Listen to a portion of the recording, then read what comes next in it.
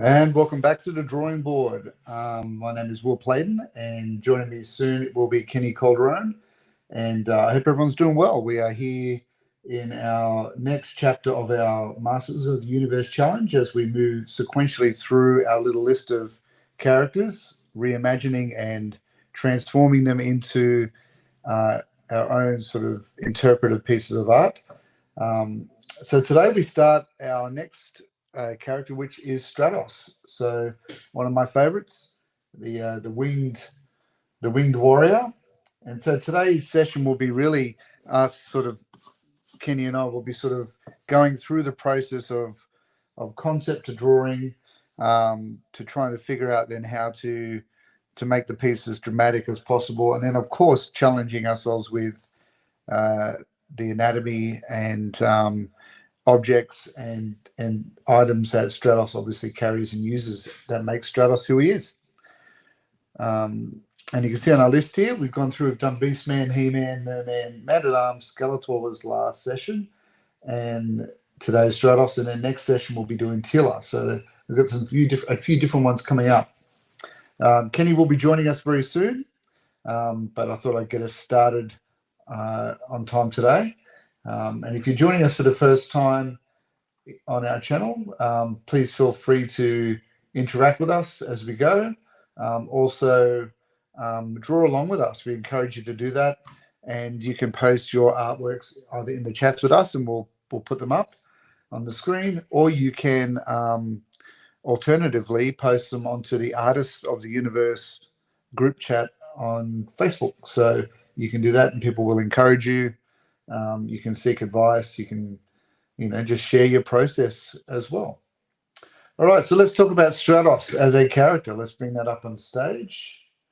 Morning, Yvette. Morning, Chris. How you going? Yeah, Chris, we had to take a week off because we had some illustration commitments, and we just couldn't give the time last week. I had to get a deadline finished, so we're back. So thanks for joining us today. I hope everyone's doing well.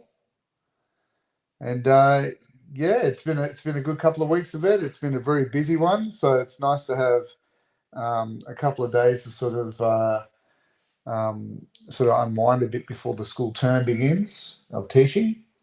So that's good. So thanks for joining us, guys. It's nice to have a bit of company. So let's talk about Stratos as a character. So here we go. So let's look at our original artwork here. On the left-hand side, we can see the original illustration for Stratos, showing all of his design elements. I do love some of the feather elements on him, and especially the hairy sort of arms and legs. I thought that was a cool touch. And we've seen a few changes over time with him, with the feet. In the illustration, he's obviously got boots on, but you can see that he's got the sort of the grey beard with the flesh tone face, which is unusual, but cool mask.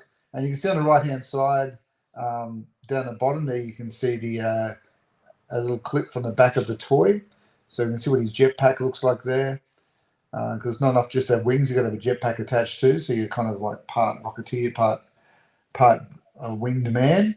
And then you can see some color choices that they made too over time. Like they've gone from that flesh tone color through to the grey in 1982. So very cool. I know Kenny's very keen on doing that top right hand version there, where he's sort of flying down from the sky.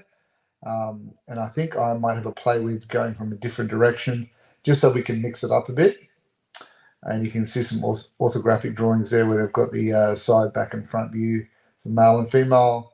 I'm not even sure what they are. It's not Stratos because that's his name, but they do have a name as a tribe of people. So let's begin as we wait for Kenny to turn up. So let me just bring my screen up. There we are. All right, so I've got a little bit of tracing paper down here. Just got my pencil out, ready to throw a few ideas down. When I start to conceptualize a pose for whatever I'm doing, I'll just bring my camera down a bit so you can sort of get a bit closer there. All right. And while we're chatting, I'll just unwrap my eraser. I like to have a clean eraser when I start a drawing, only because in my house, erasers burn down very quickly. Especially the end of a project, like the end of the project I just finished doing. You burn through a lot of eraser time. All right, so nice clean eraser, nothing like that. It feels great. I've got a 2H pencil here, just going to go in reasonably lightly to just sort of throw some ideas around now. I think Kenny's going to be going for more of the sky landing down version.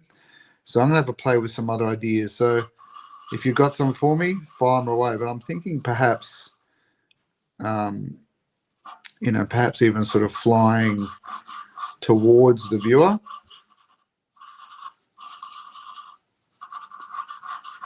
And I just put his head in there, shoulder blades. It gives me the direction. Then I usually flow through with a bit of a spine. It gives me the direction that my body and my hip want to take. And you can see I'm just going to start by putting in my hips there. So I've got a bit of foreshortening perhaps on this one. And foreshortening, for those who don't know, is when you start to drop the body away and you shorten off details because the body is moving back into distance or moving forward, closer to you.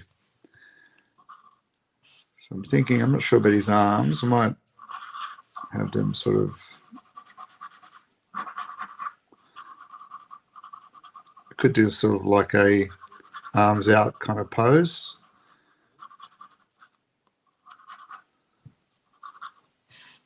I suppose being a bird character, you could argue that the arms could pose similar to feathers. I don't know how a bird's wing moves, either down or up, like as it's flapping, you know. So that could be one pose there like that. That'll be one. Shoot us some feedback as I'm going, guys, because I'm happy to take on advice as I'm going. I'm figuring this out live. This is the nuts and bolts. So another one could be, let me get rid of that, it's too close. Could do one that's sort of flying towards perhaps.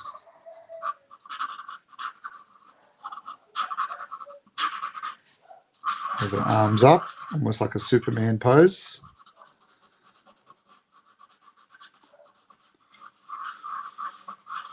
So I tend to do the trunk of the torso almost like it's a barrel. So I'm sort of moving in and out around the shape as I go. And yes, I'm just working on tracing paper at the moment for no particular reason other than it's just there in front of me. And it's got a nice sort of smooth surface. I can slide around a bit on there. So again, I might do a bit of foreshortening, but I might have it bending at the torso there, twisting a little bit.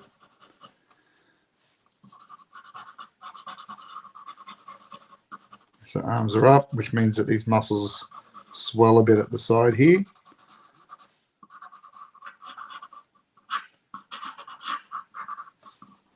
Which means that his wings will go up there, I think.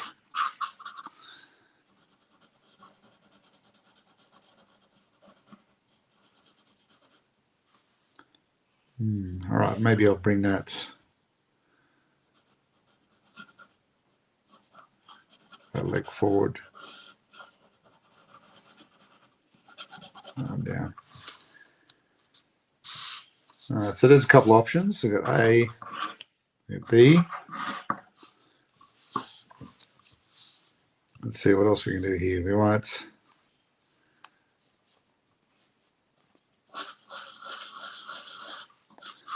maybe we'll do one where maybe one arm up. It could be sort of looking down.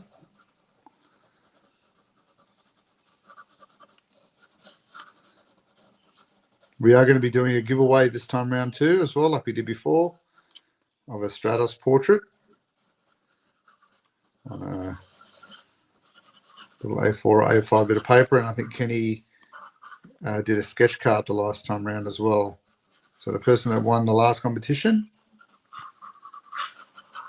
got both of those in the mail.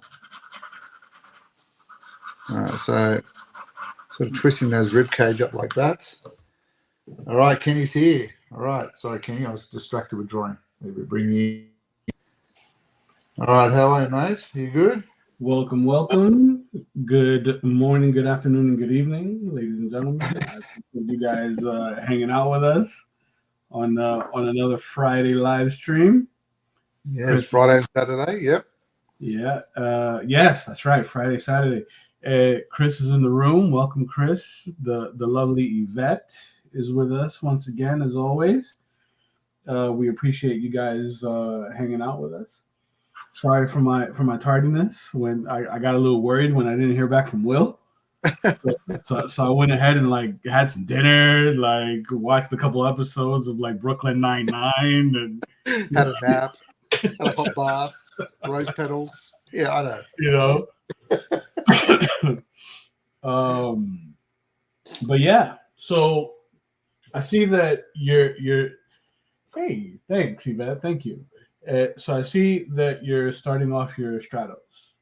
Yeah, so I just did a little bit of an intro on Stratos, Mm-hmm.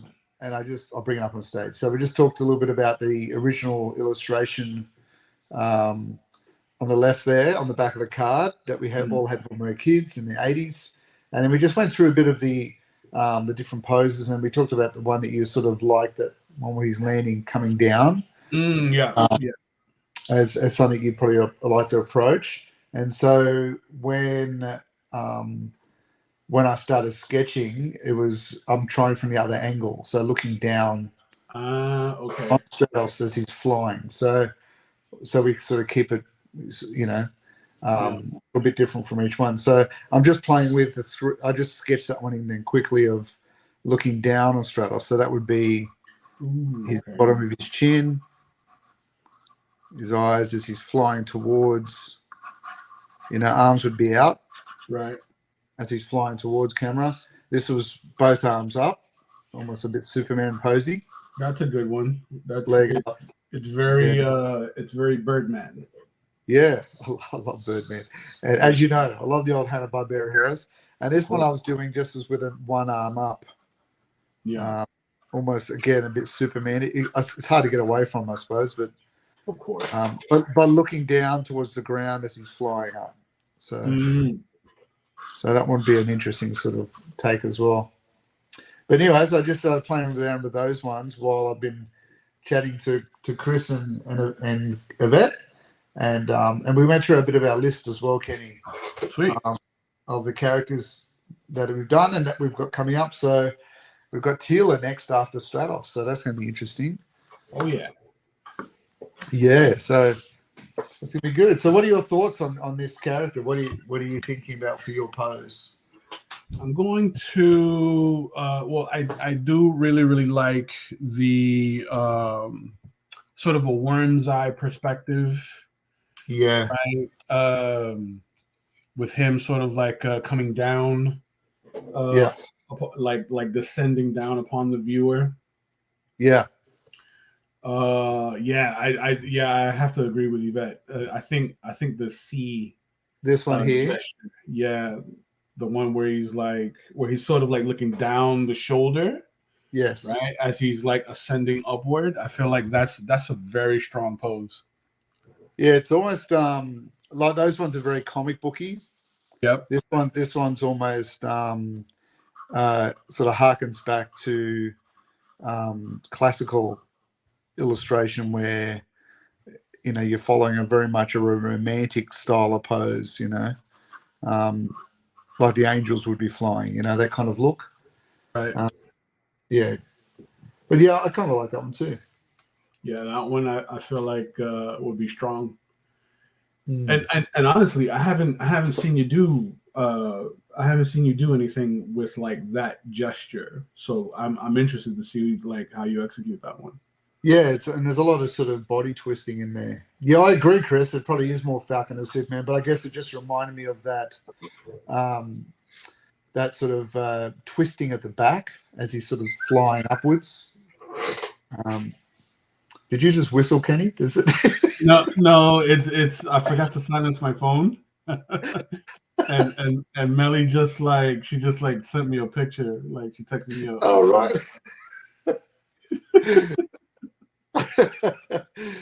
That's all right. I like a bit of ambient bird whistling as we're going.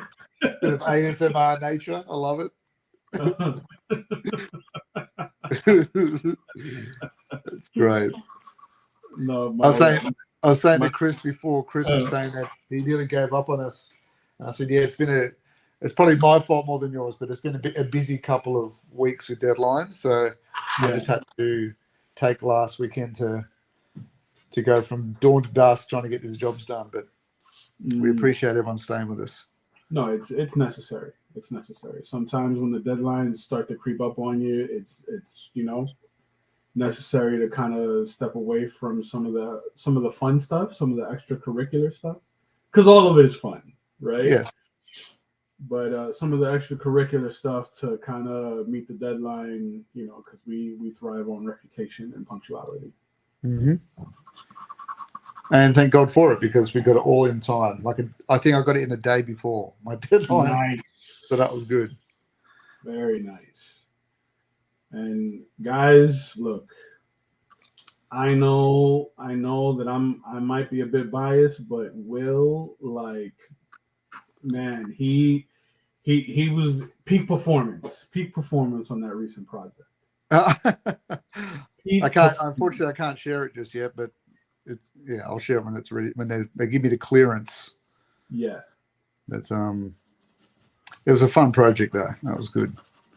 Peak performance, dude. It was like when I saw the notifications come in with you showing me the behind the scenes stuff, I was blown away each time.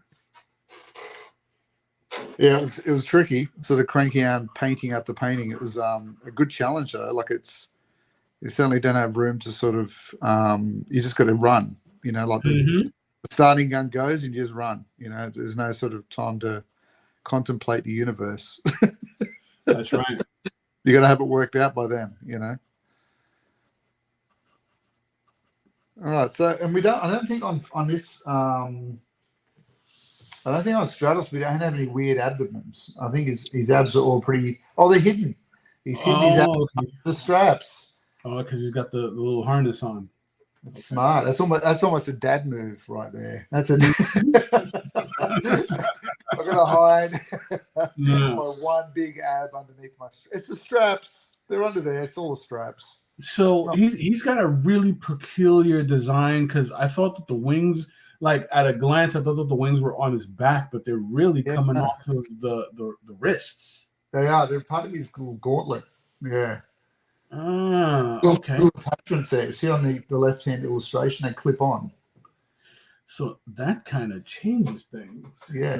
And looking at that one at the top right, Kenny, looks like his wings are rotational, like they can move around on different angles. Right. They always thought they just followed the form of his arm, but it seems like it moves around a fair bit. That kind of changes things. Oh, I'm sorry to hear that, Chris. I hope you're back on your feet now. No. Back spasms and chest colds. Oof, that sucks, dude.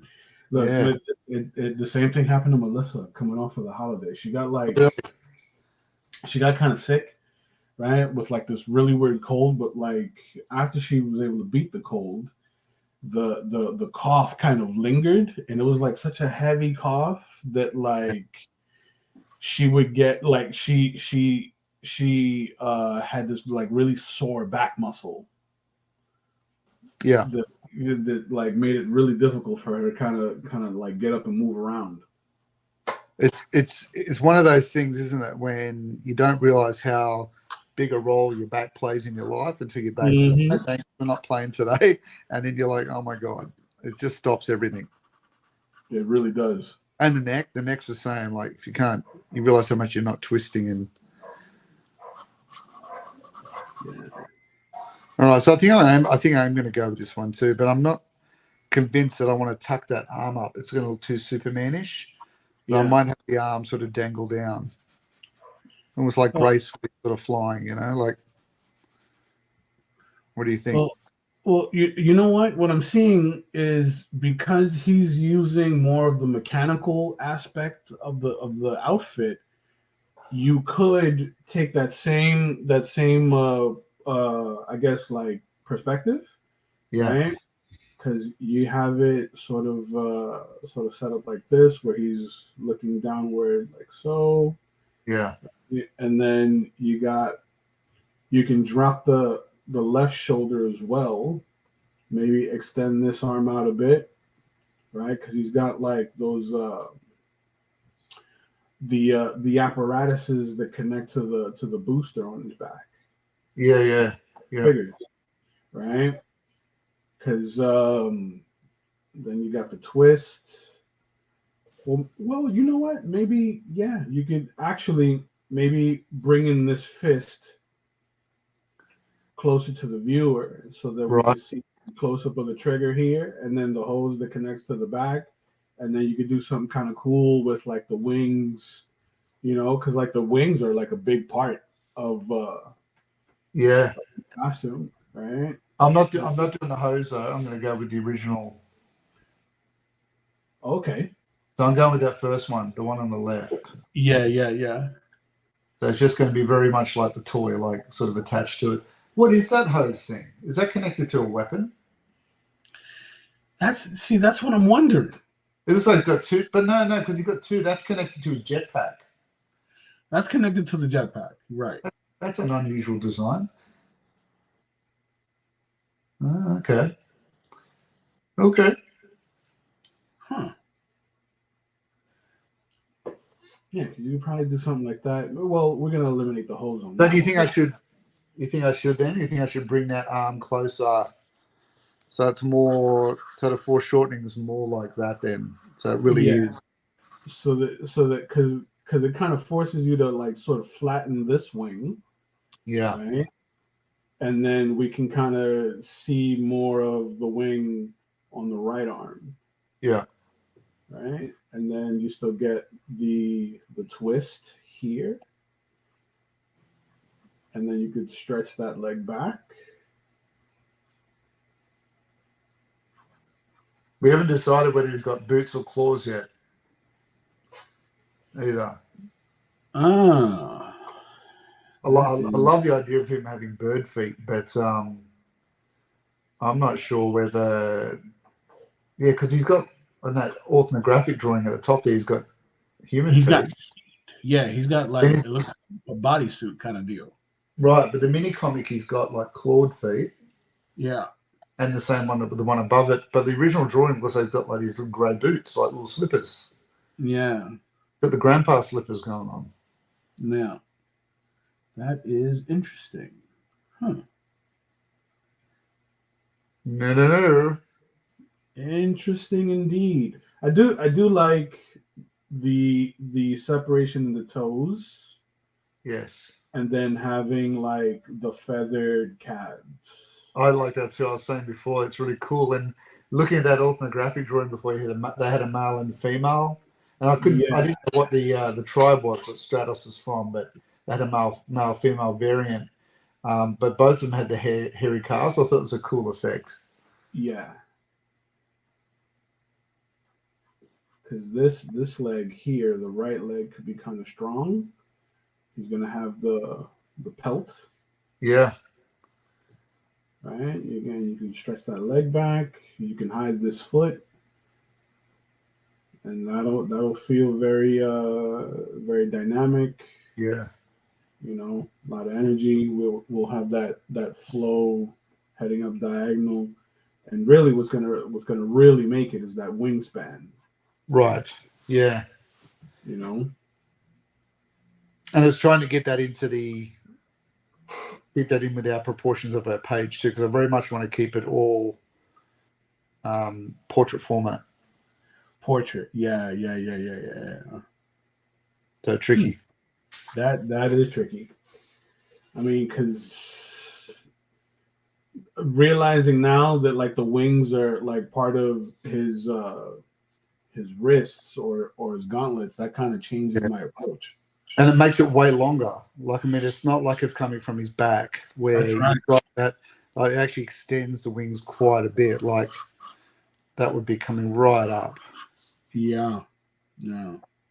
Which is okay. Yeah, it's fine. But I guess my Where I'm struggling is because usually if like the wings were on the back, then like say this gesture here, I can just kind of do the wing. You know what I'm saying? Like Yeah, yeah, it'll yeah, sort of like fit. I could get all the appendages in. You know what I yeah, mean? yeah. In just that one shot. But now Right, I got to rethink about how I'll set it up to where like now I have to compensate for like this really long, uh, I guess appendage coming off of the gauntlets.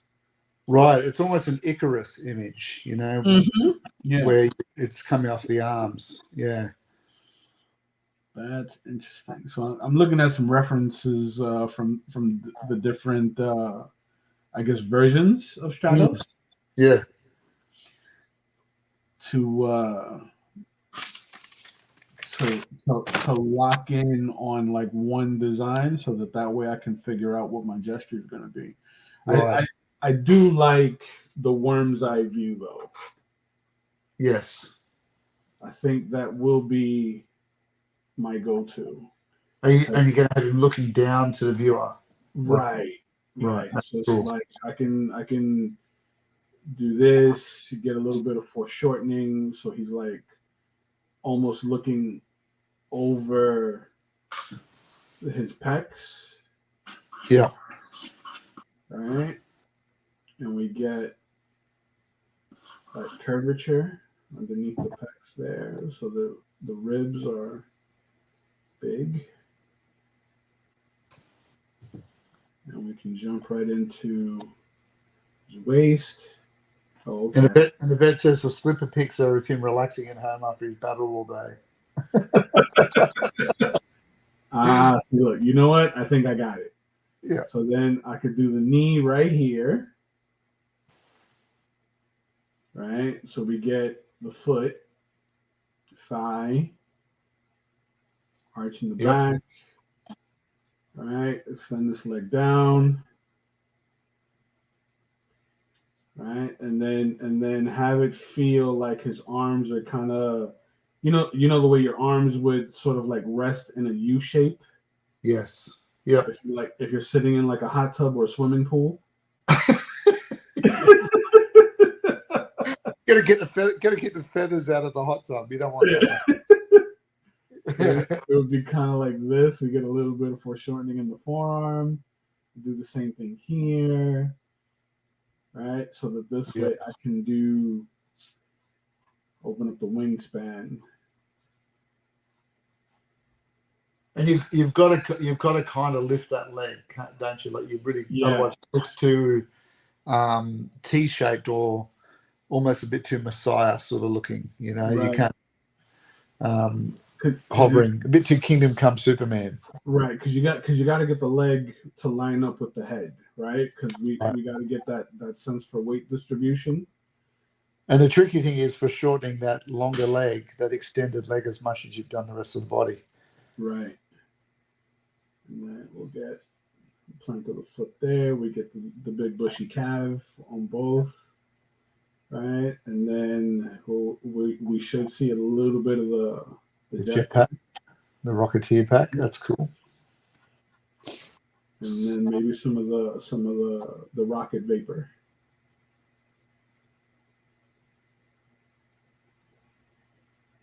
Right, so I guess scale wise he'll be a little smaller because I want to fit it to like uniform the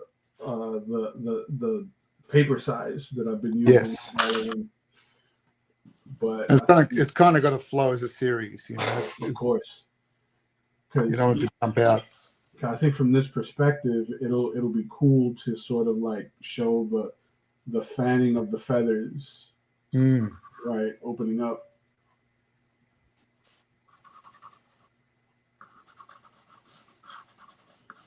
Vapor, head, center of the body, right, like so. Point his toe downward, and then maybe this one could work as a tilt. Yeah. right? We take that same gesture and kind of tilt it so that like on the 11 by 14, it's sort of like lines up with the opposing corners, with the adjacent corners, and then Yep. maybe frame it with a cloud and maybe some hawks. And maybe a full mountain scene and a river and Dude,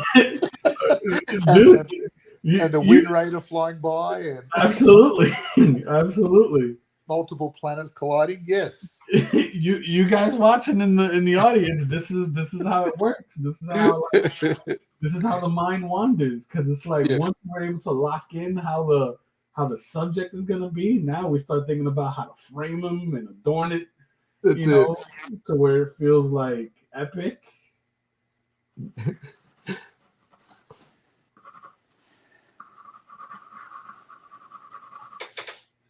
Yeah, I do like that one. I do like that one a lot. Idea to add to your giveaways, adding your thumbnail sketches. Interesting. Interesting. What do you think about that, Will? I think it's a good idea, but I don't know if anyone would ever want my scruffy scruffy sketches. I've got it everywhere, You know what? I used to think the same thing until a buddy of mine, Juan Navarro. Shout out to Juan. He's an amazing cartoonist, and he writes for the Office Unicorn. Oh yes. He actually would sell his scraps Oh, okay. at a convention. He would have like a little box, like a little basket at the table. Yep. And a lot of his like loose sketches and thumbnails, he would sell them off. Oh wow. Okay. For a few dollars at a time. Okay. So maybe it'll work. Yeah, maybe it would. Let us know. Let us know in the comments if that's something you guys want as part of the giveaways. I'm happy to throw these in. I mean, I don't know if that's something that you'd want, but Yeah, it's not exactly Frank Frazetta's chicken scratches on the page here with just ins and out. I kind of like this pose a bit, Kenny, too. I've just been doing sort of where he's a mid twist in the air, like he's that is pretty good.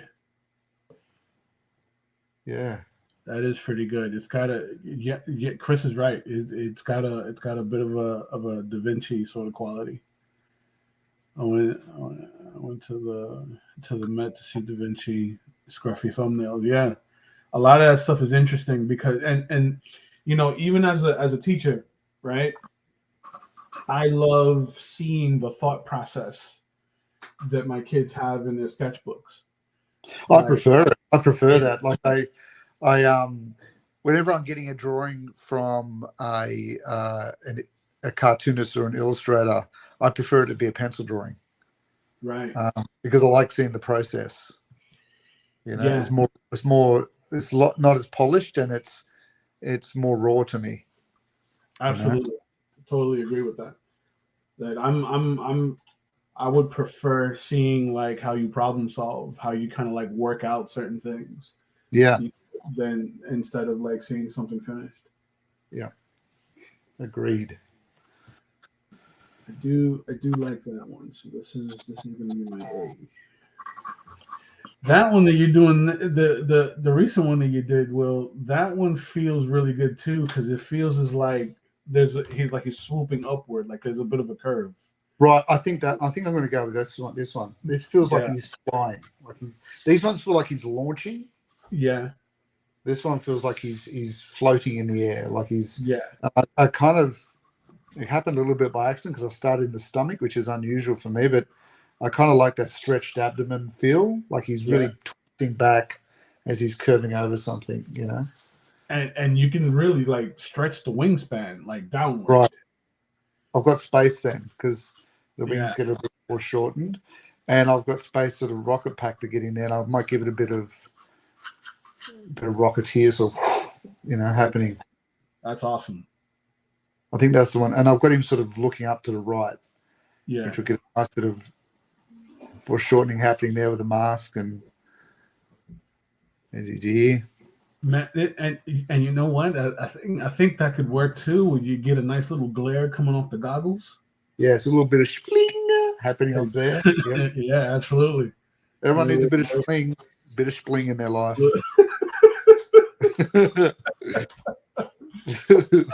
Bit of a spling. Bit of goggle spling. That's another one. That's another one for the It's different to the corn cob sword and a man. It's a spling. The flemulets. The flemulets. The parking brake swords. Goggle spling. The parking brake whip. I'm telling you. We're these and it's all organic. These aren't, they're not thought out in advance. This is the stuff that gets us through the day. Yeah.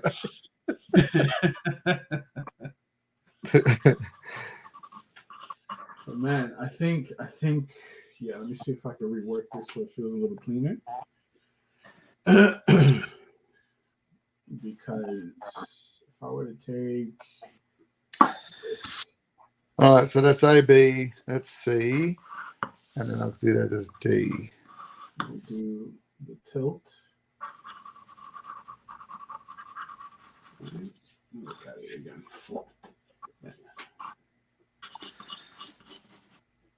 So the tilt this way. Bring it up a little higher. Now, did Stratos come with a weapon? You know what? I don't see any weapons on him. I can't even remember whether he had a mace or something, or there is one shot here that I'm seeing in my references where he's holding a sword, but it looks like a short sword. Yeah, that's on. Yeah, look, I've got it here on the animation. Yeah, there it is. I don't ever remember him having a weapon in the toys. Yeah, I'll have a quick look. Looking at the toys, I don't. He doesn't look to have one. I think he did. I don't think he did. No, I think it was just turned up with his wings. Hey, how you doing? Yeah. I'm just gonna fly around and just punch like or kick. Fly kick. I'm just gonna fly around, punch, scratch faces with my taloned my talon slip and my sling coming off my goggles that will just blind you. With the sling. Sling blind. Yeah. No, I can't see anything. No. The list is indeed growing. No, I can't see any. Is indeed growing. Just looking amazing with his Mormon beard happening, and because he's got no moustache. There's no moustache in this beard. This is. Oh, he's full on Amish. Yeah. That makes sense. Although he's got technology. He's got technology, so what's going on there? Maybe his chin gets cold. True. Well, it's those type fighting. Yeah. He's got that quite a large upper bird lip happening. He's got a bird lip going on there. Yeah. I tell you. Yes. To point out where they didn't think it through. Yeah. This is what I live for, Will. This is what I live for. I'm just thinking, what were they back in the late 70s, early 80s? Was that a thing? The beard with the no moustache? No, you know what? I think it was the opposite, because I remember in the 80s it was like everyone had the heavy stash with bald chins. Right. I'm just wondering whether that was a thing of, oh well, he was a little bit, Greenwich Village-ish, let's just look, Chris called it. He cannot compete with Men at Arms. So he's got to be the polar opposite. Like Man at Arms has got so much stash that it's taken it out of the energy from everyone else. They just can't do it. They can't grow. Yeah, he's got all the testosterone in that crew. Although you look at Fisto, Fisto's got the full beard. Ooh, there you Full go. beard.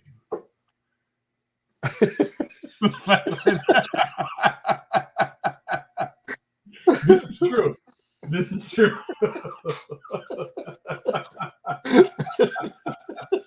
This is true. It's the big derailer. It's the derailer of our train every time event is the body bits. The body bits gets us.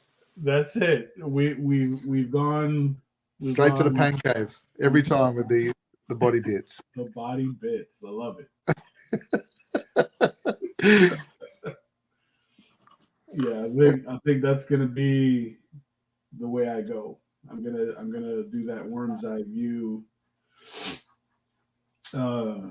Bring his left leg forward. I may even try to get under him a bit more so that I can push the right leg back further. Yeah. So that it feels so that we can see underneath his foot, the raised foot, a bit more. Right. Right. And we see less upper body. Right. So we get that nice cone of perspective. Yep.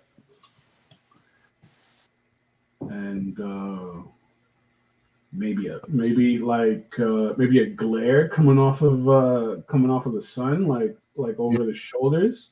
Bit of solar flare. Yep. Yeah, that solar flare. Yes, exactly. Man, okay. A bit of sun schling happening there. Yeah.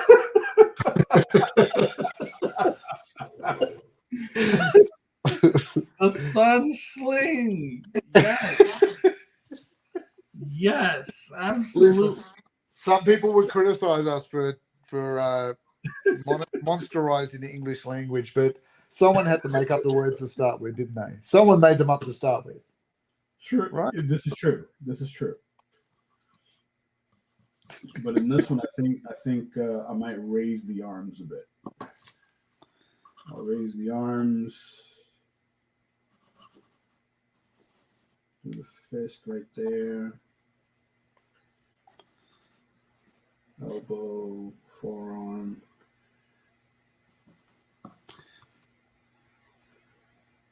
All right, I think, yeah, that's what I'll do there. I'll go with that pose. Don't be afraid to point the toe as he's arcing the back. Mm-hmm. What do you think of this one, Will? So I have the knee here, bringing the thigh in, right? We get that nice foreshortening worm's eye view, and then from here I can bring the wings into like this arcing sort of that'll framing. Are you gonna flare the wings out like a bird? Yeah. Yes. With flapping, yeah. For sure. And then do the feathering as they arc. Yes. Right, so it feels like he's coming down like at a hard landing, like a 3-point landing, hero landing. Yeah, aggressively. Yeah. Are you going to do any jetpack action coming out the back of it? I might, but I feel like it may be counter. Yeah. Countering the movement, right? Because I want him to feel like he's coming down. Yes. And I feel like the jetpack vapor might kick up a bit of dust. Yeah. Yeah. Ooh, but then again, I do like the dust kick up. I do like the dust kick up. The Jim Lee dusting effect. I do like the dust kick up. So we can leg down and then get a nice little kick up here. Yeah. I do like that. Yes. But I don't plan on like putting a ground or a floor on this. I want him to feel like he's completely airborne. Right. I'll be the same. I'm going to do a little bit of blue around it, but not a great deal. I want it to feel like he's really floating. Yeah. Okay, that does feel good. And it's got like sort of a needle kind of. Yeah. Pendulum drop. Yeah. Yeah. I like Very cool. And you've just avoided all of that detail work around the belt and the fluffy underwear. True, true. Yeah. But I would still do that though. I would still like because even I know you're welcome.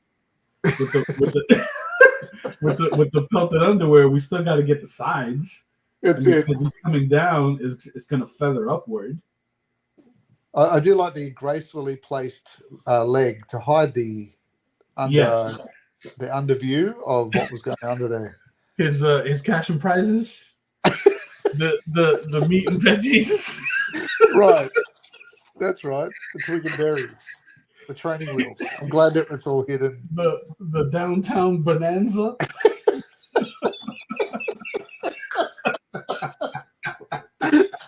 Downtown bonanza.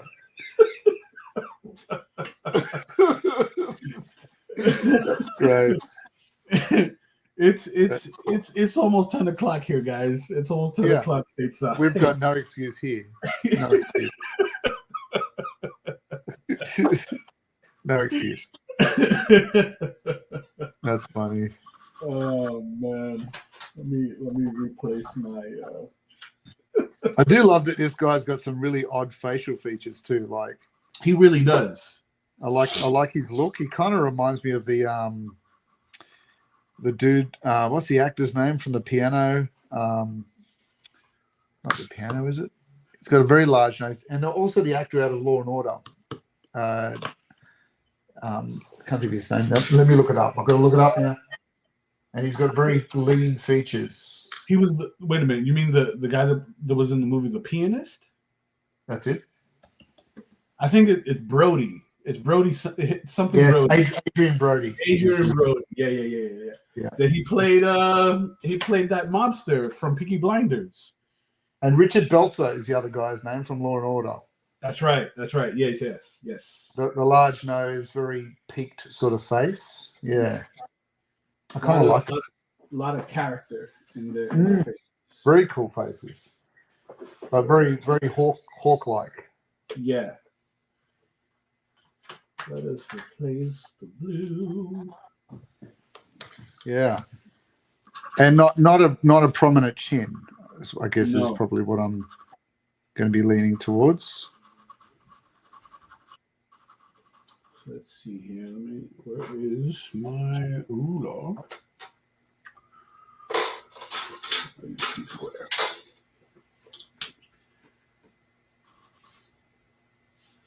Actually, I could do it this way.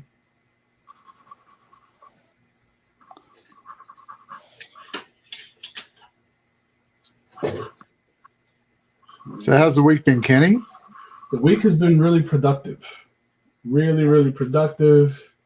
I've been on a recent book project, so I've been kind of cranking out pages and drafting up newer pages and working through the cover art.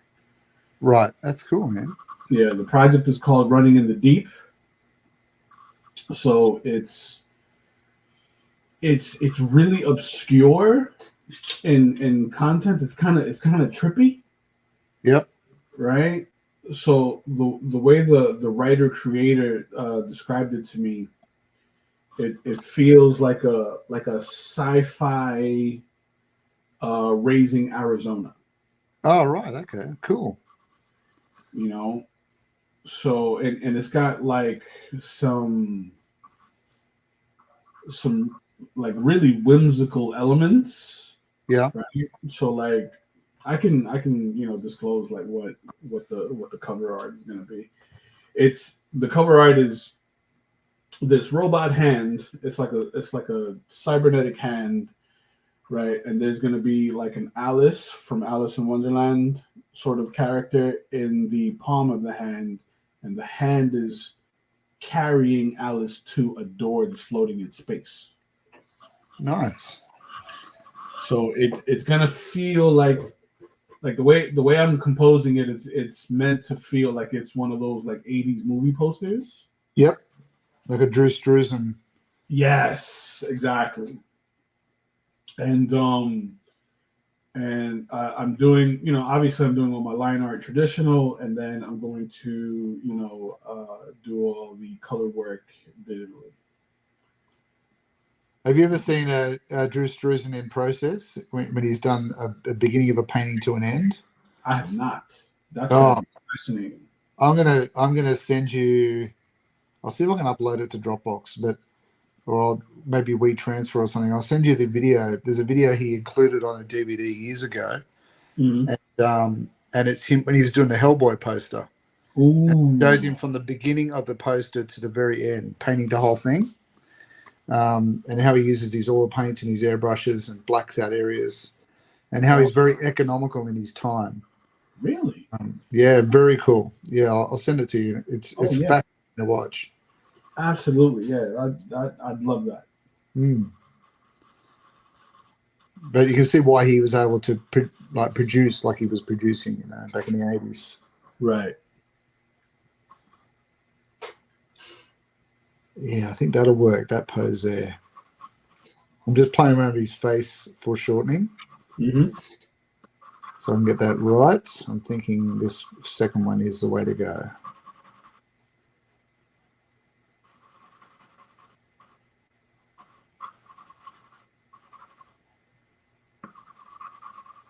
Yeah, that's the way to go. Go on there. Feather in some of these. Feather in the arc here and the wings. Get the 10. So the stuff that from the last contest winner, right, should have arrived as of yesterday. I gotta check in with him. Oh yeah. Yeah, he was really excited and very, very happy. Oh, cool. That let me show you. Well, I'll send you the card that I did for him. He asked for a Doctor Doom. Oh, nice. Yeah. So I just sent it to you on Messenger. Let me have a look. See. Oh yes.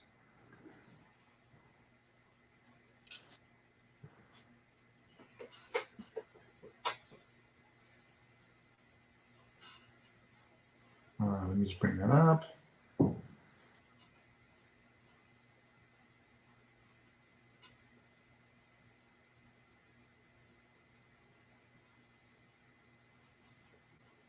Let's see if I can throw it into the comments so people can have a look at it. Yeah.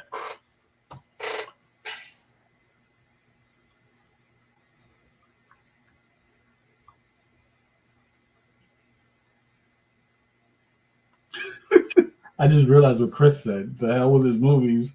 Adrian Brody with a big kiss on Halle Berry when he won the Oscar. Yes. I have to concur with that sentiment.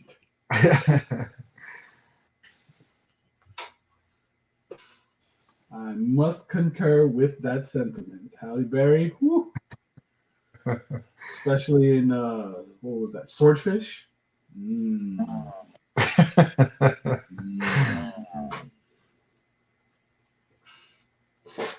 That's good cinema. Cinnamon. Yes, sir. Cinema and cinnamon. Yes. It's both good.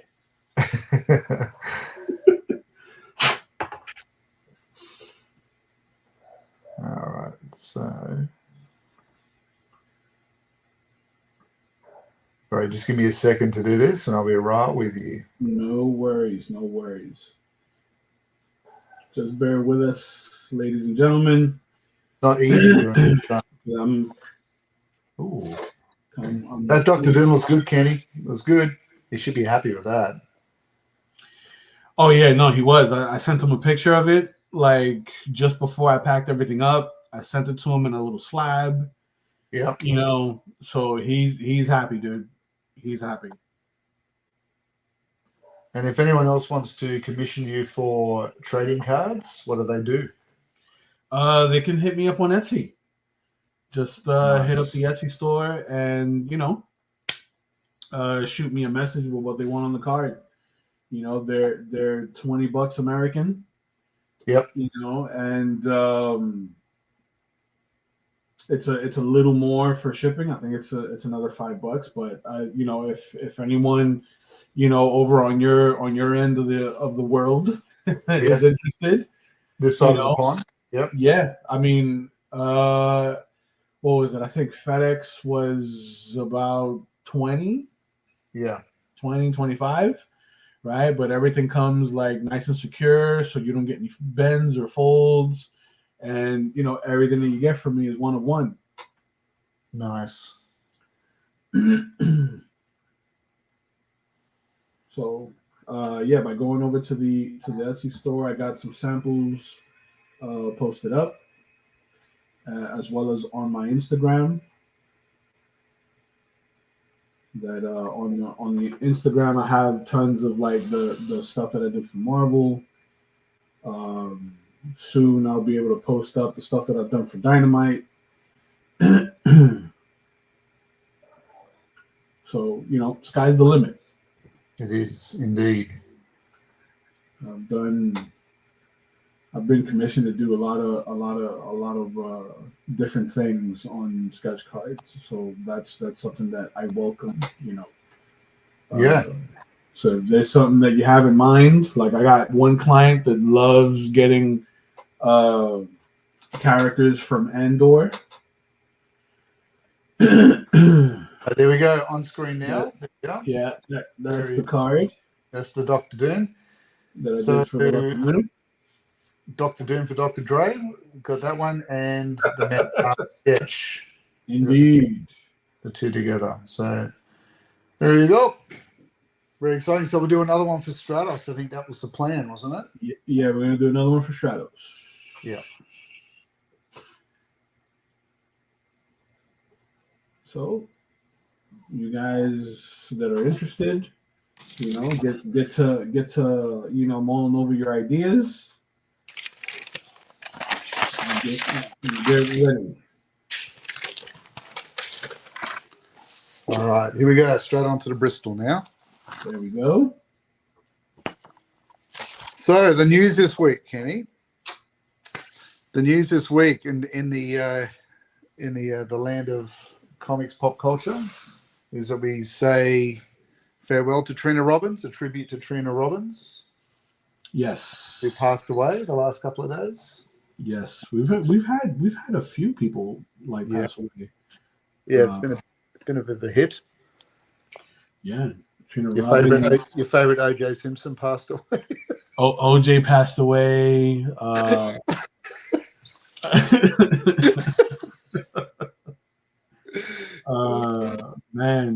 We lost Ed Piskor. Yes, that was a trend. Yeah, man. Great cartoonist. I love cartoonist kayfabe. Shout out to those guys. Yeah. Very, very sad thing. There was like another celebrity that passed away recently. I'm forgetting who it was. Yeah, they're like early on, man. They've been dropping like flies. The Trina Robbins was 85 years old. Yeah, she lived a good life though. And just a very active one too. Like was involved heavily in women's rights and really celebrating Wonder Woman. I remember that great story, with the discussions with Denny O'Neil about keeping Wonder Woman's costume and why they should keep the costume and things like that. It was fantastic. But it's sorry, I got distracted. Chris said I lost some sleep this week. It was because of my cold, not OJ.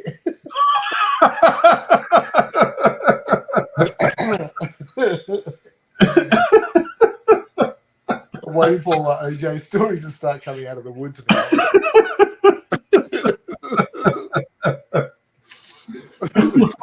Oh man. It's kind of like it's never too soon with an OJ joke, is it? Ever. So, what are you thinking of the X-Men 97 series so far? Ooh, that's man. I was waiting for you to bring that one up. Yeah. I was waiting for you to bring that one up. So let me just say, Uh-oh. as a fan Yes. of Uncanny X-Men growing up, the team of Claremont and Silvestri, and later on Lee, Yes. right? I loved Claremont's X-Men. For me, that's the definitive X-Men run. Right? Now, the TV show the TV show in the 90s Yes. was good. Later on, like the writing was good. Later on, the animation got a little shaky. It did. Right? Yeah. Wasn't a fan of the animation. I think like after season 3 or so, the animation they started skimping on. Animation. They stopped trying.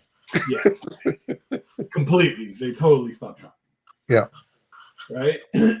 X-Men 97, they hooked me from episode 1. Right. Right? I'm waiting for the catch here, the hook. I feel like it's coming. I think the weakest episode so far was There we episode go. 4. There we go. This is the moment when Kenny says to me, "Listen, we need to talk." Was episode 4. You know what I'm saying? The Jubilee episode. Oh yes, is that the one with Mojo? Mojo? Mojo and Spiral, right? Yeah, I just watched that one. Yeah, it was a fun little callback to the original series. You know, I thought that Mojo was a okay character in the comics. I think what made like the Mojo episode for like what stood out to me about it was bringing in Longshot, bringing in Spiral, Shatterstar, right? Like that's what I was waiting for. right. The Mojo episode in X-Men 97 was okay. It was all right for like a little standalone break from what's going on in the normal continuity of the show. Right. Episode 5. Listen, I think I read this on Twitter. I think episode 5 is X-Men 97's Red Wedding episode.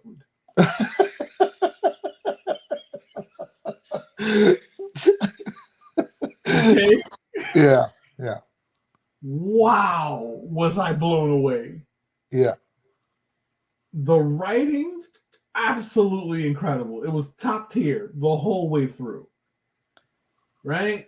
The love triangles are as messy as they come. As messy as real life. Oh man, it was genius. Like they were really leaning into it. And there were a lot of fun little Easter eggs throughout the episode. Right. Okay. Like obviously seeing a lot of the young mutants that we see now in the comics, like these are characters that I recently drew for the last Marvel E-Pack that I did. These were characters from like Generation X, some of the characters from New Mutants, right? A lot of the younger mutant characters that we are starting to see in the books now. Right. Okay.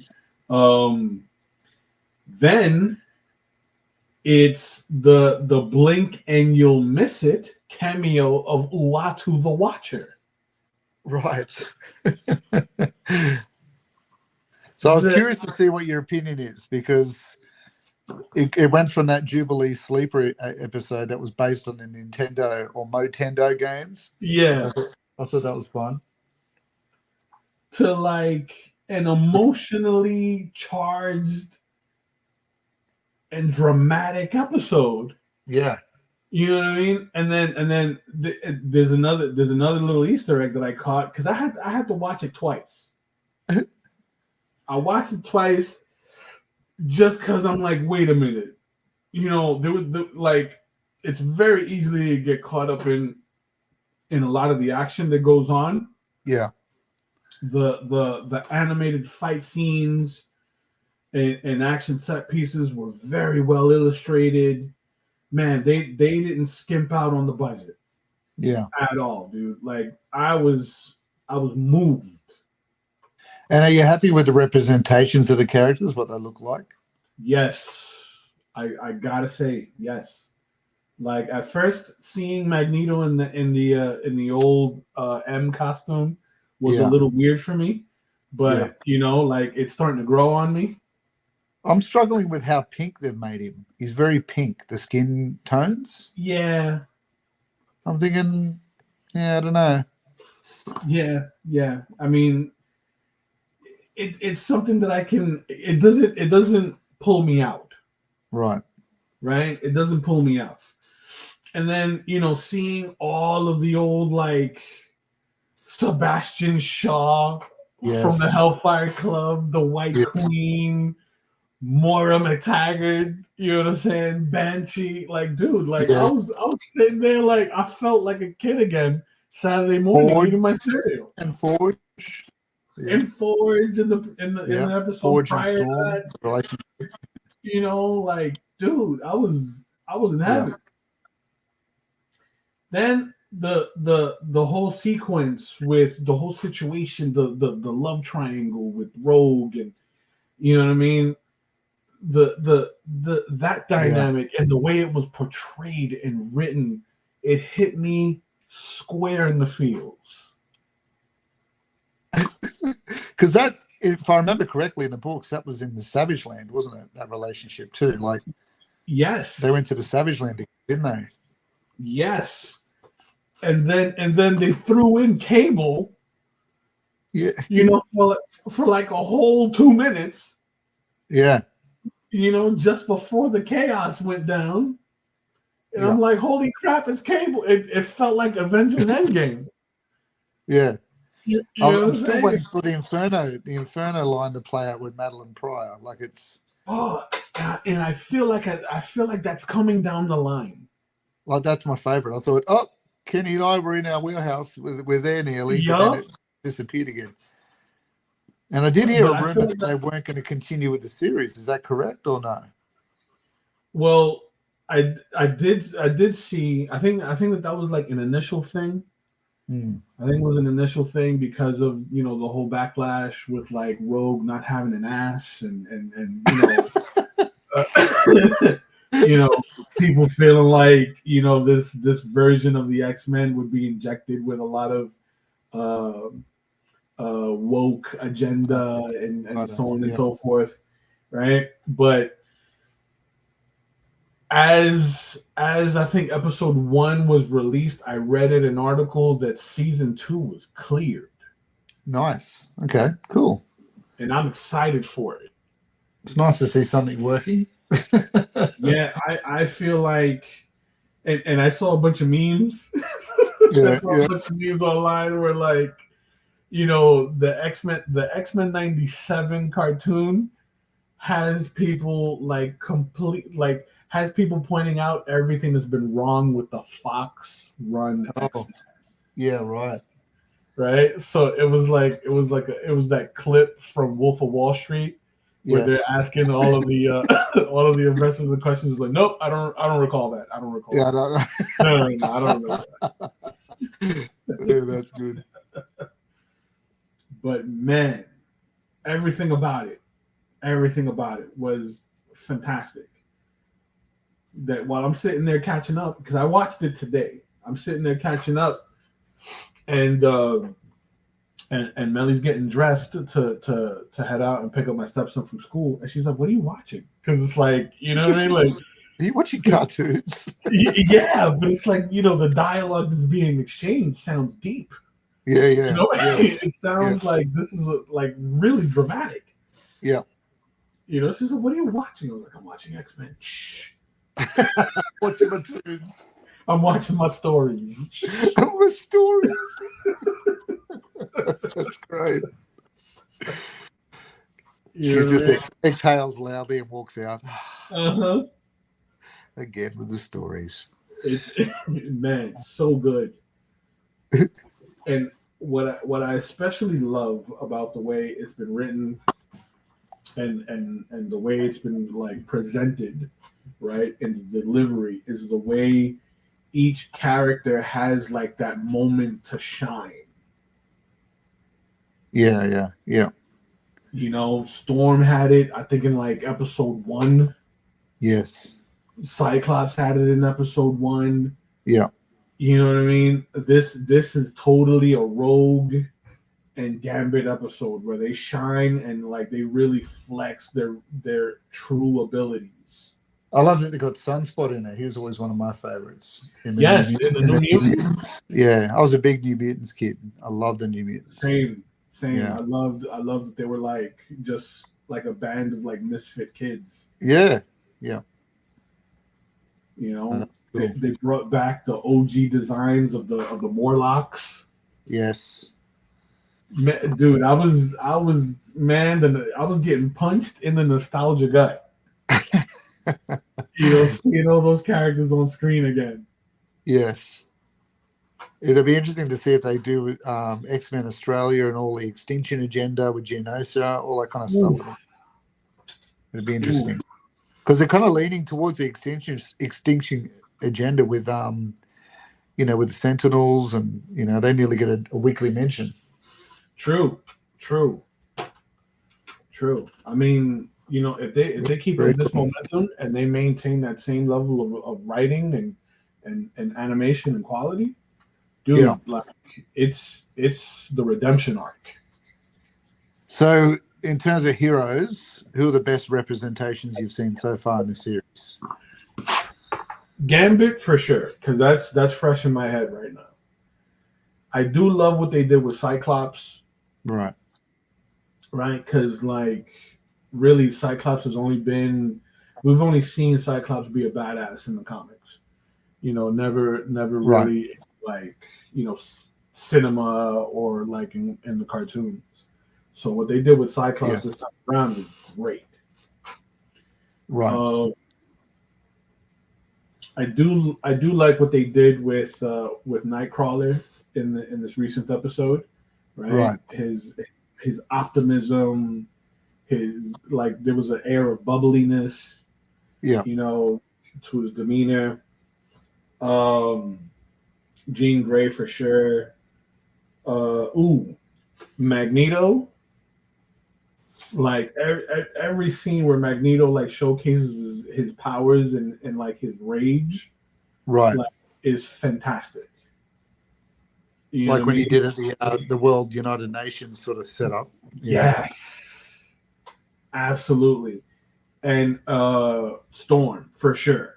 Yeah, like what Storm did with the sandstorm, and then turning the sand into glass. Yeah. That was really, really clever.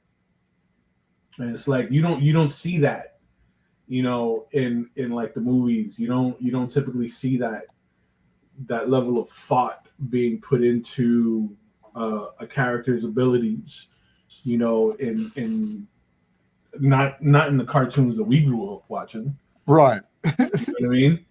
That like there was some real thought put into it.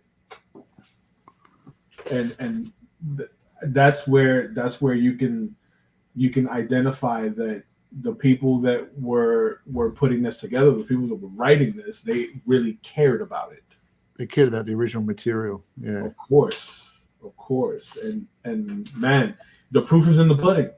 The proof is in the pudding. Like episode 5 is the highest rated episode. It's like a 9.8 or something. Yeah, that's cool. Yeah, I was curious about what you thought. Oh, I was absolutely blown. I'm gonna watch it again. After we're done, after we're done on the stream, I'm gonna watch it again. Yeah, because I picked up on my second watch through that the showrunner, the former showrunner, has a cameo in the episode. Oh. He's in there. You know that scene? That scene where there was a bunch of mutants on like a rooftop, and the big Sentinel kaiju is about to do the big blast, and like there's a shot of Nightcrawler. Yes. Right? So right after that shot of Nightcrawler, you can see Beau de Mayor right? Like Yeah, in a cartoon form, like gasp just before the screen goes totally green. that's great. Had his own Hitchcock moment. Exactly. Exactly. Oh man, such a good episode. Such a good episode, man. Actually, I think I might bring the arms out a little more. So generally, I tend to construct a face before I put costumes on, because sometimes the costumes distracts me from proportion. Right. So I've drawn his face how I want it to be Mm-hmm. before I start putting the mask, the goggles, all that kind of stuff on there, and including even the beard, Right. because there's nothing worse than the proportions of the beard looking great, and then but you realise you've done the face too long. Right.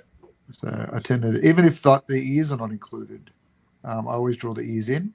Mm-hmm. Often it helps to keep it into the proportion of everything. For me, anyway, that's just the way I do it. So same question directed to you, Will. What did you think? Yes. What are your thoughts on the show as a whole as it stands right now? Well, look, I like you. I sort of grew up reading the X-Men as well. And when the cartoon came out, I think it was like '93. Mm-hmm. I was already finished school by then. Like I was 19, and I guess like I enjoyed the Amazing Spider-Man cartoon way better than I enjoyed the X-Men one. I can see that. Yeah, but so I don't remember watching the whole thing. I do remember when it came out. I mean, it was like Marvel's version of it was a poor man's Batman animated series. Like the Batman animated series that came in '92 was my go-to. That was my deal, and it would have been yours too, being a DC man. 100%. But so when I watched the Marvel one, I was like, the animation grated on me a bit. I was like, I can't really quite get my head around it because it keeps getting pulled out because of. I see what they're trying to do, but it didn't quite ever seem to quite work for me. Especially that opening scene when they're all running at each other. I was like, I can't. It just didn't quite work. But I can see the writing in the original episode, in the original like TV run, was heavier, was much heavier. Right, and like, you know what? They were faithful to the books, and same with Spider-Man, and that's why it works so well. Yeah. They didn't try to let's make up our own stories because we know better. They actually followed the material, and that's why there was a continuity and it was thought out, and because Claremont had done all of that, Right. So when they brought it back, I was like, okay, well, let's see how it goes. I mean, like it with better technology, and I can see where the animation studios, I can see the ones that they're using. They're using a similar one to DC, because when they get to the horror points in some of those episodes, when something's possessed or where there's a demon, you can almost see the same stylistic choices the animation studio's done. I got you. Yeah. Right. So it's like when Mojo was coming through the screen and had the drop jaw and the mouth, I thought this reminds me of Justice League Dark. Yeah. Yeah. It's the same style of creepy, but I love that creepiness of it. The Japanese Attack on Titan kind of animation style looks really cool. But so I'm enjoying it. It's like my favorite thing on the planet, but it's nice to see those characters in animation again. And I love seeing Sunspots effects. They were pretty cool. With the black sort of bubbling and growing on him, the solar powers. So yeah, that was pretty cool. I liked all of that. Hey, what was that? With the Kirby dots. Yes, yeah, the Kirby crackle going on. Yeah. So I liked all of that, but look, I think they were, at least they were faithful to the Wolverine being short. That always bothered me that Hugh Jackman's like 6 foot tall. Yeah. So it's good that they're choosing to lean into the comics sort of stuff, which is good. But we'll see how it goes. I mean, I'd love to see more of. My favorite run was like the Inferno stuff, but also when X-Men went to Australia and the Reavers and all that stuff. I loved all. Yeah, so we'll see how they go, I guess. Yeah. See if they can follow up on that. Now, you did message me about this show. I haven't had a chance to watch it yet. Yeah. Right. And since the episode aired, I've been seeing online through my Facebook feed and through my Instagram feed as well that the show is pretty remarkable so far. Are we talking about Fallout? We're talking about Fallout. What did you think about Oh my God, it was amazing. It was look, I was a big fan of the game. Yeah. And so were my kids. My kids all played the game as well. And so when it came out, I instantly messaged my kids, because some of them don't live with me anymore. They've grown up and moved on.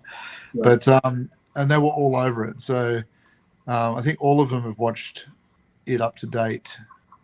I think they've actually gone further than I have. I only watched the first episode because I'm watching it with my daughter at home, my son.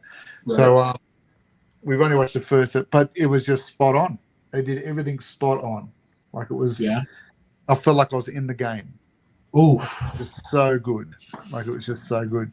There was nothing that I thought, that really doesn't feel Fallout-ish. All of it was good. So, highly recommend it for sure. And what would you rate the cinematography, the writing, the acting? Oh, dude, I gave all of it a 10. All of it. Like, there was nothing I found, like even when I watch a Justice League or a Marvel or a Star Wars, there's some things that go, Right. Yeah, but you kind of excuse it because it's... Yeah. And I'm not a terrible, I'm not terrible in the sense that I'll rip something apart because I'm just super excited and thankful that it's on the screen, like it's, I remember living the days when you weren't getting stuff. So I'm wrapped that stuff is appearing on the screen, but at the same time, there's still things that you think, oh, well, that's an interesting choice. I may not have done it myself, but with this, it was just, they just won it straight away. Like they just had it spot on. And I think that really speaks to when they honor the creative process of people that have made something that's been successful, rather than trying to make their stamp on it and say, well, I know better. Yeah. Or I want to contextualize it to a different agenda or whatever. They actually honored the original material, and now they've figured out, oh, well, guess what? This is how it makes the money. Because they worked out all of those problems. They figured out all of the hard yards when they were making it the first time. So why would we reinvent the wheel? It's already been done. So I thought it's fantastic. That's why I sent you the trailer and stuff, because I don't know if you ever played the game when you were when it came out. Like, I have. It was such a massive game. Yeah. You could lose a life in that game. Like, easily. But it was just fantastic. And it's like Elden Ring right now. I'm still playing Elden Ring. I haven't right. And I think I haven't beaten it. And it's because I will progress a little bit and then backtrack just to explore all of the lands and look for maybe a dungeon that I missed or just explore all the little nooks and crannies. Yeah. And I got that game when it first came out. Right. I got it at launch. Yes. So it's I feel like I've already gotten my money's worth. Yes. Because I'm about 80% of the way through. Right. I've already got my money's worth, and the game is so layered. So Fallout was the same thing. It's such a layered game. Yes. That you can easily, like you said, lose a life playing that game. Yes. Yeah, and I know people that did. I knew comic creators that went on long service leave from their day job to do their graphic novel and didn't do the graphic novel. They did Fallout. They lost a life in that thing. like it's got its own in-game currency. Like it's and you can go from the storyline to just world building to side stories to it's Doing like Red Dead factions, Redemption. working with the factions and so forth. Yeah. It's Red fun Dead was stuff. the same way. Like you could just roam the wilderness if you want to. Mm-hmm. That was But yeah, great. I thought it'd be interesting to see where they go with it. But so far, it's great. Okay. Have you seen Halo? No, I haven't. Okay. So Halo, don't even bother. Don't even bother. That one's all flash and no substance. Oh, really? Yeah. Which is very disappointing. Yes. Because you got what, several decades of lore. Yes. You got a protagonist that's easily recognizable. Like it's a no-brainer. But again, they choose to take creative license with something that is beloved already, and kind of put, like how you said, put their own stamp on it, and it just doesn't work. It doesn't work. They've tried to course correct, but I think too many people have already checked out. Well, it's the same. It's, I guess, a classic example of it is in the, is when they did the Masters of the Universe movie. Right. Right. Like they had a franchise that had made millions upon hundreds of millions of dollars, and it was attractive. They'd done all of when they were building the toys. They did all of the demographic surveys. They looked at what boys and girls loved about the toys. Mm-hmm. Did all of that. They did all of that, and they chose to ignore that and employ some guy that says, "Well, I don't like that. I'm going to go do this," and it didn't work. Mm-hmm. It didn't work. Because people had built an understanding about the aesthetic of that franchise, they bought into it. They had a childhood in it, and then you've gone and changed it. It just, all it does is isolate those people to the point where they go, "I'm not interested." Sorry, right. I'll wait till you figure it out, then I'll come back maybe. Mm-hmm. So it's it just shows sometimes the separation between people in Hollywood and what's actually going on, where they can't see that, and you see it all the time.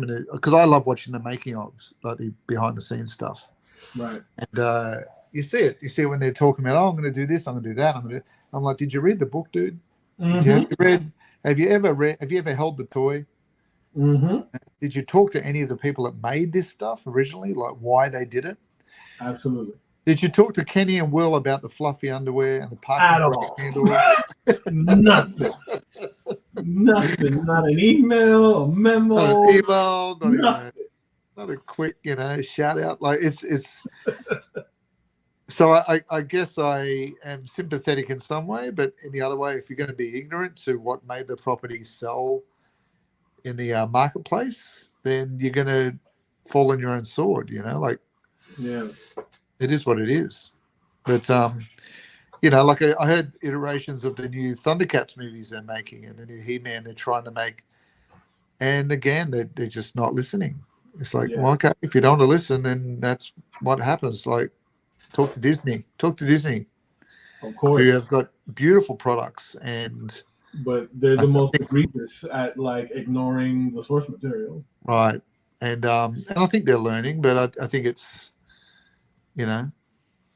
it's a slow process and sometimes painful to watch, isn't it? If X-Men 97 is any indicator, they're learning their lesson. Yes. Holy crap. Well, they've got to. They've been bleeding money pretty dramatically for the last year. Stocks have dropped 50%. So it's I can imagine those conversations of, well, what do we need to do? Mm-hmm. What do we need to do? What do we need to change? I think I'm gonna open their arm. I think I'm gonna open Stratos' arms a bit more. I feel like I've just been reforming this face too. I've sort of gone back and forward.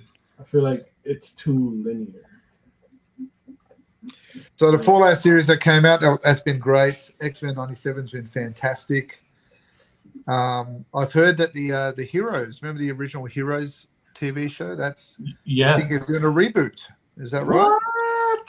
Yeah. That's what I'm hearing. Interesting. Yeah. But will it be like the same characters? I mean, I'm for sure. I doubt. I doubt they'll bring back the original actors because No. I think a lot of those guys like have already aged out of their parts. Correct. Yeah. I think some of them were aging out at the time. This is true. This is true. You know. But man, if they bring back, Peter Petrelli and Yeah. the cheerleader. Actually, I think it would probably make more sense for them to kind of do something new with it this time. Yeah. Because the whole campaign of the original show when it launched, save the cheerleader, save the world was so ominous. Yes. That you tuned in just to find out what was the big deal with this cheerleader. Right. Yeah. And she was great in it. I felt like the villain was just a bit too powerful. Yeah. Yeah, he was like this unstoppable beast. And I think they realized then, what do we do with this guy? Like, you can just blow people's brains up. Like, exactly. He had every power. Like, how do we reconcile past this storyline? Yeah, like how do you stop that? How do you what comes next? How do we top that? Exactly. Now, having characters with limited abilities, I felt worked to their strengths, right? Because you had the cop with the super strength. Yeah. Right. I think my favorite character was I forgot her name. It's been so long since I've seen the show that like I don't remember anybody's name except for Hero. Hero was awesome. Yes. Yeah. He could stop time, couldn't he? Yeah, he was a time traveler. Yeah. The lady that she had a split personality. Oh yes. Yep. You remember that like she Yes. like woke up in a room full of like just body parts, and she was the blonde lady. Yeah, the blonde lady who was like an assassin and she had her own little basement camera show going on. Yes. Yeah. Now see, that stuff was fantastic. Yeah. But then when you get like Silas in there, and Silas is, eating the part of everyone's brain that has the power, and it's like, oh, give it up a lobotomy. Yeah. Yeah. Now you're doing too much. I thought the artist was cool, the one who could paint and then it would create a timeline. Yes. Like, predict the future. He was pretty cool. He'd he'd be possessed. Yes. That he had like some like the meta ability of creating reality through his artwork. Yeah, that was super dope. That like and you don't see too many characters that do that in popular culture. Like out of just sheer curiosity, right? Yeah. I started watching JoJo's Bizarre Adventure, right? And and it's because I got this one kid in my Thursday class. He's a huge fan. Like he's deep in JoJo lore, right? And you know what I mean. And then like my daughter also, she's deep in JoJo lore, and they talk to me about parts and how each part has a different villain, but it all ties in to the same main villain from part one, and it's very convoluted. Not to be confused with Yo Gabba Gabba continuity. No. At all. Right? So I think it was in part 5. I want to say it was part 5. Because part 5, the villain in part 5 is he's a serial killer. Right. Right?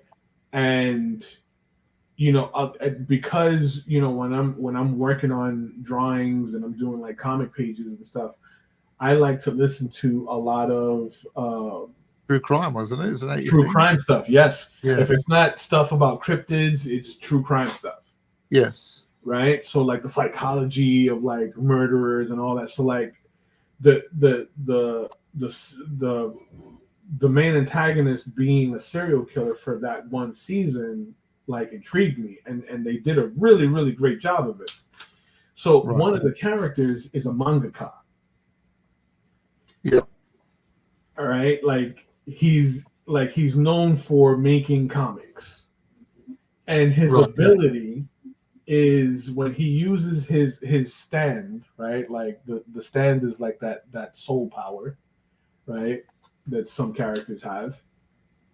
When he uses his stand, he basically like turns you into a manga. Oh, that's cool. Like It's cool till that happens. Yeah, because like what happened was he was being challenged by one of the other characters, right? And then when he realized that, or rather, when one of the protagonists realized that he was a stand user, he activated his stand, and his face, like the good guy's face, opened up like a book. Oh, like think of the layers of skin. yes. Right? But instead of it being skin, it's pages. Ah. So like his face flipped open, and then he was so shocked by what was happening to him that the mangaka simply walked up to him and started flipping through the pages, and he by reading the manga, he knew what his abilities were. Oh. It's See, how do you come up with that? It was absolutely fascinating the way they illustrated it. Because even I was like, man, this is it. It almost has like a body horror kind of element to it. A bit Hellraiser-ish, yeah. Yeah, because it was like imagine your face, but your face is the cover to the book. Yeah, right. So then when like if you like leaned over, the cover would flip open, but like you still have eyes, right? Yeah.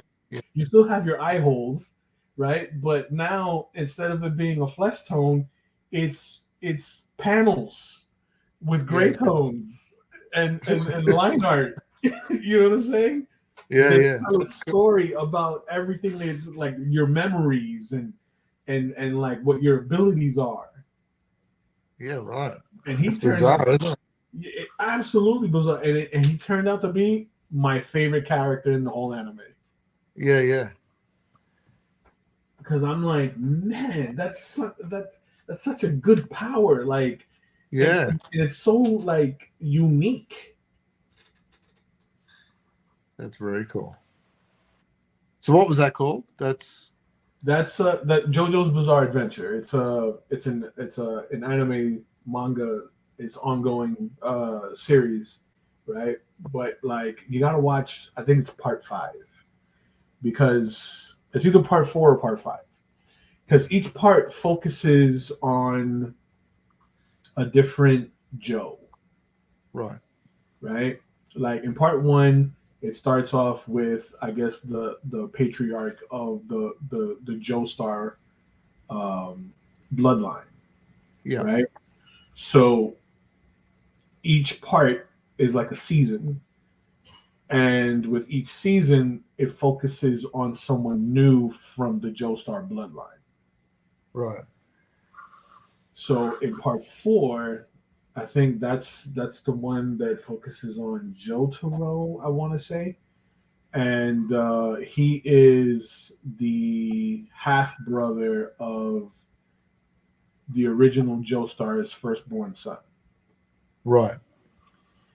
So it's like the bloodline gets a little convoluted, but like if you watch the parts like as standalones, yeah, like it still works as a standalone.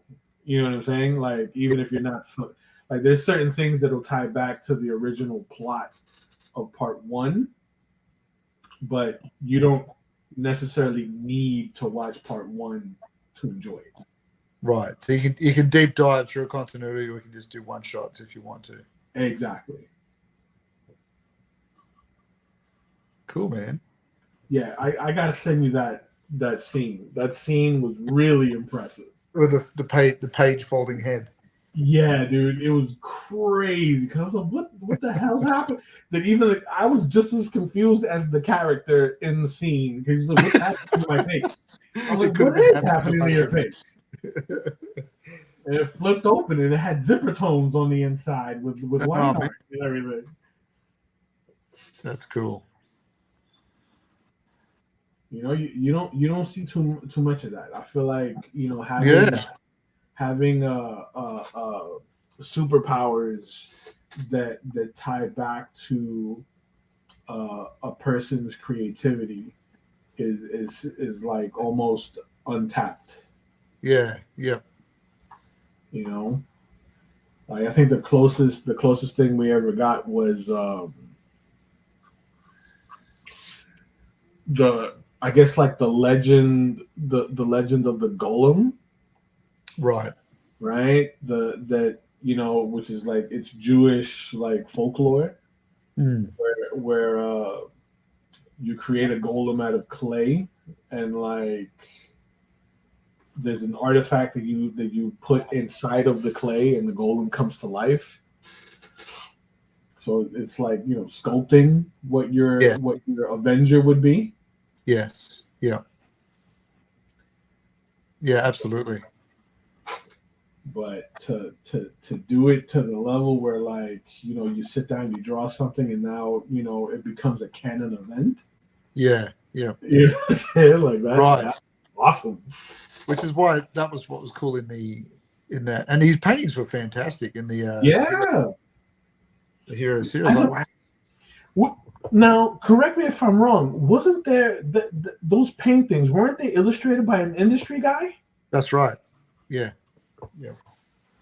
Hold on, let me look that up.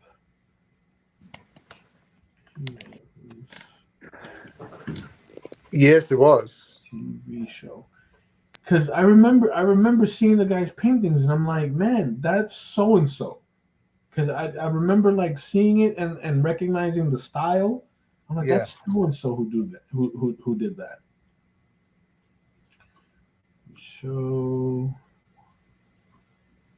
TV show artist.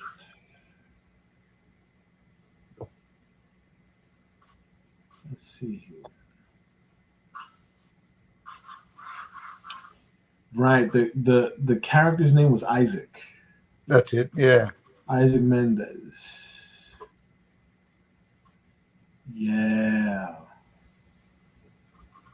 It was Isaac Mendez. But who was doing the art for Isaac? Who was ghost paging? Exactly. Who was ghost painting for Isaac? That's who we want to know.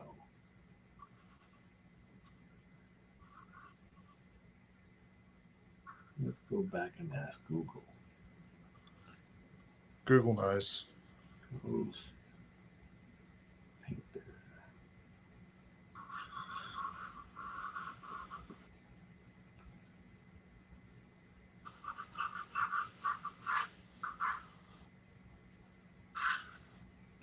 Oh man, they don't want to give up the goods.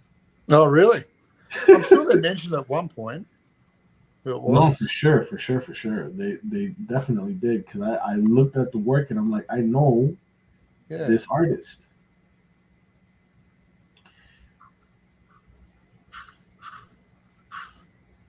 I'm gonna find out, because it's gonna bother me. It's gonna irritate you till 3. It really is. It's gonna really bother me. So he was pretty cool. I liked that character, and I liked Hero was good. I liked Hero. Although Hero got a lot of airplay. Yeah. I did like the politician brother that could fly but was denying his ability to do it. It was pretty cool. Yeah.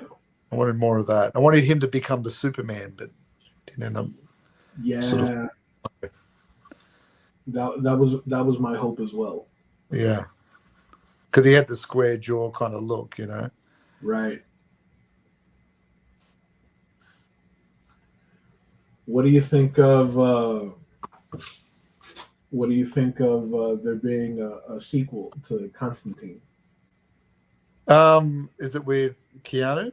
Yeah, Yeah, it might be okay. I didn't mind the original one. I think the effects have dated really badly, sure. but but I thought he made a good concept, and it like there was the actors in that film were fantastic. Absolutely. Like my brain's blanking on the guy that played the devil in that. Ooh, yes. He was fantastic. Like come down in that white suit with the black tar dripping off his feet. Yeah, so good. That was So great. good. That was That like I realized he's been in a lot of stuff. He was in an episode of Seinfeld. Yes. Yep. And he played that great character in Day Shift, the Jamie Foxx vampire movie. Yes. He's the dealer. Yes. Yeah. He's such a good actor, man. There's the K-pop playing in the background, all the Korean pop music playing on the screen. Oh man, he's such a good actor, and I loved his portrayal of the devil. Yes. So yeah, so he's pretty cool. But yeah, when he played the devil, and it wasn't. It's every now and then you'd hear a snarl under his breath or something. Like it was really, really well done. But I just thought the bare feet with the tar dripping was just great. I thought that was a really cool effect. And it was almost like he was impersonating a snake. Yes. Yeah. Because the way he would talk was like very like breathy and like kind of hissy. Yes, and the same with the angel. What was the actress's name? Yes, she played Gabriel.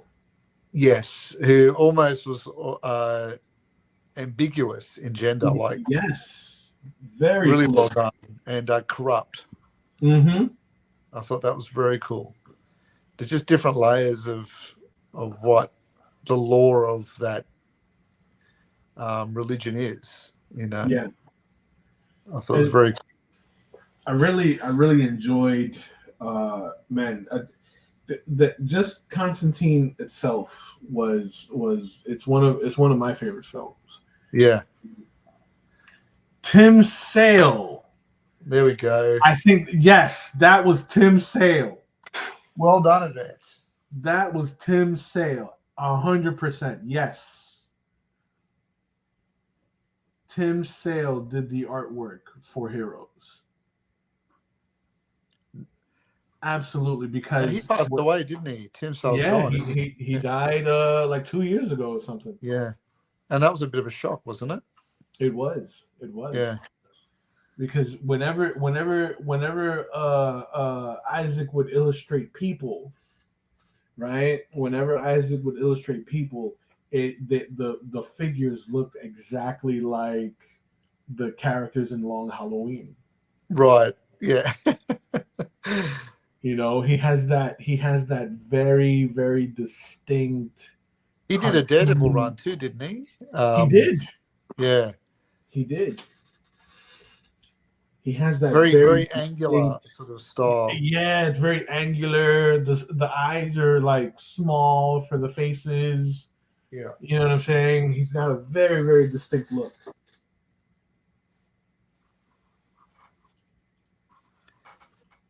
Now I'm making my Stratos a little bit leaner than I've done with the other characters. I dig it. Leaner in build. I think you can sort of get away with that with an aerial character. Well, yeah, you want to be leaner so you could,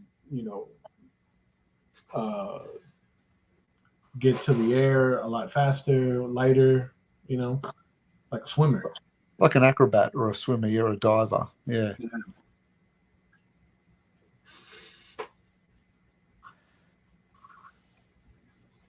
Yeah, I think that's starting to finally gel a bit now. I think can move on to my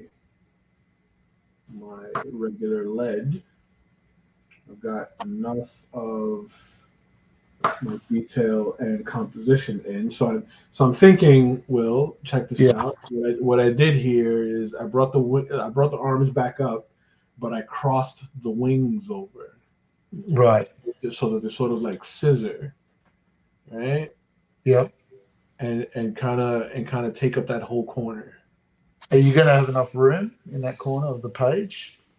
No, one of the wings is getting cut off for sure, Yeah. and then the feathering of the other wing is off page, but Nice. there's going to be a lot of the feather details in the wing, right? But I want it, but I intentionally want to make the wings like big. Cool. Right, so we get that big waft of dust. Yeah. Kind of coming up, and then I'm gonna put the jetpack sort of like peeking out from his back, and I think that's the way to go. Nice one. Yeah. Hey, where's your light source coming from? Light source is behind him. Right. So you're gonna have like above him or behind him? So it'll be above, behind. So like right here, I'll get that little crack of sunlight. So we get that sort of like lens flare, right? So it'll push this part into shadow, and then as we move downward, it'll get lighter. Right. Yeah. So you're gonna have light coming through the feathers, like rays of light. Yeah. So we'll have some bursts of light kind of penetrating through the feathers. Yeah. It'll be strongest here and between his hands, and then we'll get like that soft white on the shoulders. Yep. Right? But the darkness will stop right about here on the belt, and then it will get lighter. Very cool, man. That's going to be great. That's what I plan on doing. We'll see how it turns out. The best laid plans of mice and men. We'll see how it turns out. Yeah. Dave Stewart is another name that comes up. I could see Dave Stewart. But yeah, I could see Dave stuff in this. But Tim Sale is heavy. I think because Tim's is so iconically original. You can sort of, it's really obvious when it's like a Frank Miller. A Frank Miller piece. Like there's beats to that drum that you think, I know that. It's very obvious. Hands down.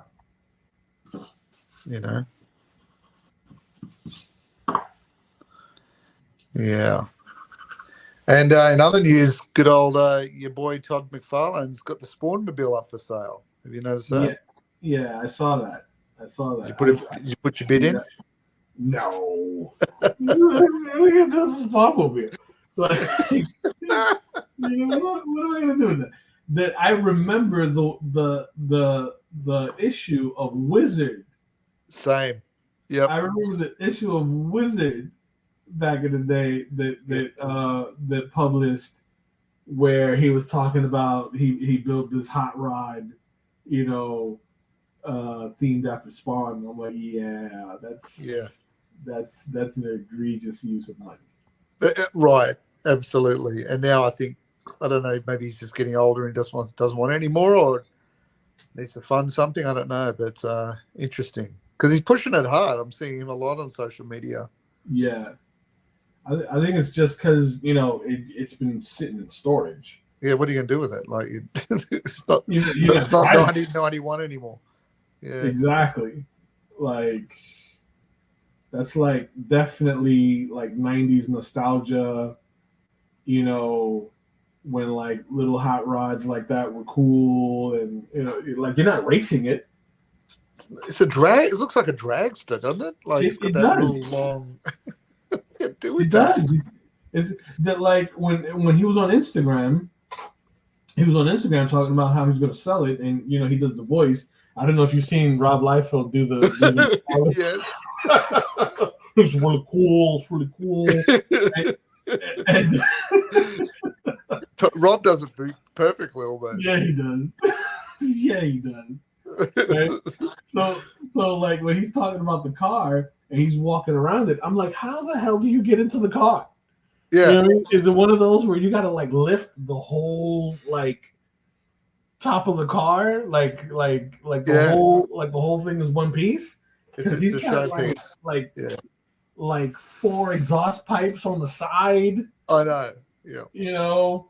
it's so 90s exaggeration of Oh, of course. almost masculinity in a way. Like it's just the heavy testosterone driven. It's a reflection of the books at the time too. Like 100%. 8,000 pouches and guns that are way too big to hold. Like it's Mm-hmm. that embodies that, in itself. But, 100%. yeah, 100. I It's don't know how like, he's going to sell it. It'd yeah, have to be a crazy collector that buys that kind of thing. right. Yeah, it's Because not it's something you pick like, the kids up from school in. yeah, you can't go out for bread. You can't go for bread in you know what I mean? Like you Gonna can't go for a post to, hamburger. like where are you gonna park it? You know what I'm saying? Like it doesn't look like it's a standard size. It's gonna stick out Right. of the parking space. Yes. You I love know, it. Yes. where are you gonna put your groceries? No You know, way. it's a one seater. You know what I mean? You need a trailer. You know, put a little basket in the front. You know, something. Yes. Yep. Like, it's Absolutely. completely impractical. Yep. It's I'm like with that that. comedian Jeff Dunham. He bought the original Batmobile from the 80s. Yeah. But you can get them made now. Like there's a company that bought the plans for it. You can Ah, actually get them made to spec. Yeah, to get the original Batmobile, because it was a Futura, I think was the car, yeah. and it was a concept car. Was it Ford Futura, something like that? But I think so. yeah, then they just built it on top of that. But that's the same guy that did the Munsters as well. True. That's right. The Munster cars, which were fantastic and Yeah. amazing, iconic. Yeah. Man. Especially Grandpa Munster's hot rod. Oh yeah.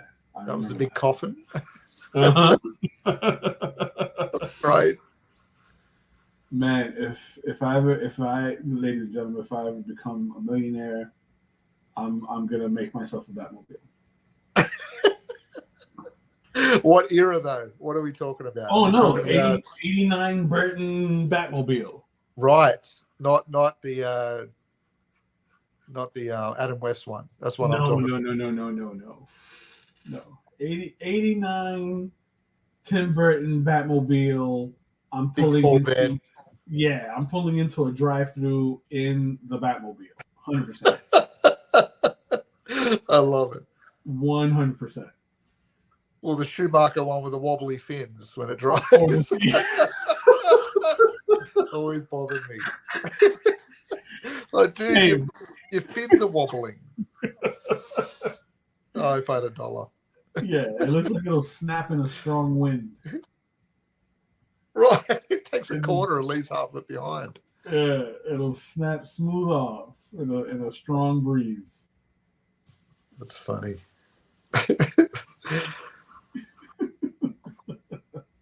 Yeah, so Spawnmobile up for grabs. Mobile. Good luck. God bless them.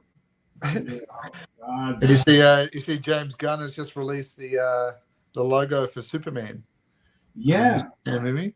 Yeah, I'm not sure how I feel about it. Yeah, it's like he's tried to do Kingdom Come up with red and yellow. So that's interesting. It's weird. It's weird. I do love that he's calling this next approach the Summer of Superman. So I thought that's pretty cool. Okay. That's pretty cool. I'll dig that. We'll see. Yeah. I love Superman. Superman's my guy. Yeah. We'll see how it goes. I'm a DC guy. You know this. I know it. You're in good company. Hey, Lance. How's it going, buddy? Lance, long time. No see. I'm a Superman guy. I'm very critical about how they treat Superman. Yes. in books and in popular culture. Yes, we yet to see it done well. Yeah, like you know, I was a bit skeptical when I heard that Man of Steel was coming out, Yeah, right? But I went in it with an open mind, just feeling like, okay, this is gonna be like an Elseworld kind of story, yeah. right? And I thoroughly enjoyed Man of Steel. I ended Right. up I ended up like absolutely loving the movie, right? So we'll see. Like I'm open minded. I'll give it a shot. See what he comes up with. Yeah, You know, I just don't want none of the hokey jokes or like not too like I don't want him to I don't want him to give it the Taika Waititi treatment and yes, of and make course. or yeah, like too jokey, too you know what I mean? Yeah, Like let's be respectful of the IP. Let's give him a decent villain to go yeah. up against. Because for years, like Give me a Brainiac for crying out loud. Where's give Brainiac? give me a Metallo. Yes, a Parasite. Give us something You know what I'm that's. saying? Like Give me Bizarro. Where's Bizarro? exactly, A zombie Superman. exactly. Come on. What are we doing? Like Enough with sure, the Lex Luthor. I get that Luthor has to be like the arch and all that, and that's fine. That's fine, but he could still be the brain behind the nefarious plot. Give me a. Give me. I know. Give me a Solomon Grundy. Get him in Solomon there. Grundy. You know what I'm saying? Or you wanna lean into like something that makes Superman like feel not so omnipotent. Bring Yes. in Black Adam. Yes. You know what I'm saying? Who's the Southern Felix Faust? Yes. There's a whole array. There's a I don't want to see a whole Mitzelplick. I don't want to see Mitzelplick. no. Leave that for the cartoons or the animated movies. But certainly come in with an Injustice League. I mean, I feel like at this point they kind of missed their window. Yeah. I feel like at this point they kind of missed their window, especially now with the popularity of Invincible, Yeah. and Omni Man, And the being, boys. Yeah. you know what I'm saying, like or the boys, Yeah. you know what I'm saying. I feel like they kind of missed that window.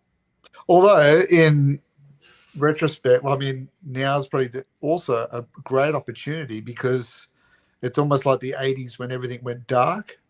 Now's the time to bring back the hero with the hope. True. Like you've got room to do that. Like True. you could get away with it. So Chris Borman says, I saw all of the Batmobiles at Warner Brothers Studio. The Clooney Batmobile actually has the Batman chest logo as the tread pattern on the tires. Why though? Why do you do that? Like why? Yeah, like Why? What are you gonna? Who's gonna appreciate that? Is Alfred going to come up and go, "Well done, Master Bruce, for aligning your logo into the tread of the tires"? because it's brand recognition, Alfred. you know? Check the style guide, Alfred. Check the style guide. It's like It's on everything. When do you punch the tire? You can't go to a Goodyear. Yeah, what are you going to do? You can't go to a Goodyear. You can't go to Sears. Okay, listen. Well, he must have gone somewhere. Like, I mean, they couldn't make everything in the house. Yeah. He must have reached out to someone and said, "Listen, I've got an idea. Don't laugh. I'm thinking I want my logo. We'll send it to you as a high res PDF. We'll send it to you. We've created the outlines on Illustrator. It should be ready to go. We want it on the tire tread. I know it's going to cost $1 billion to build the molds. I'm good for it. We're good. Even though I don't really do my job properly and I've got no money, really. It's all in stocks and, but, no cash. I'm good for it. Don't worry You about can't, it. I'm you good. can't send it to my personal email address. I have to have a separate Batman bank account because I don't want anything tracked. Like, I mean, how does it work modern day? Like, how does it all work? You got to separate church and state. So, like, is it got an escrow account? Like, is this stuff happening offshore? Like, you'd have to do something. These are the things that bother me. Again, I'm telling you, there's no thought. There's no thought into it. On our deathbeds one day, Kenny, someone's going to say, "What are your last words?" And we'll say, "I just don't understand." It made no sense. I don't understand why He-Man had flesh gauntlets. And then I die. I didn't even get the answer. I was not contemplating the seventh dimension or folding time and space to travel across the universe or inner Earth theories or Arctic wall, but I was more concerned with the flesh gauntlet.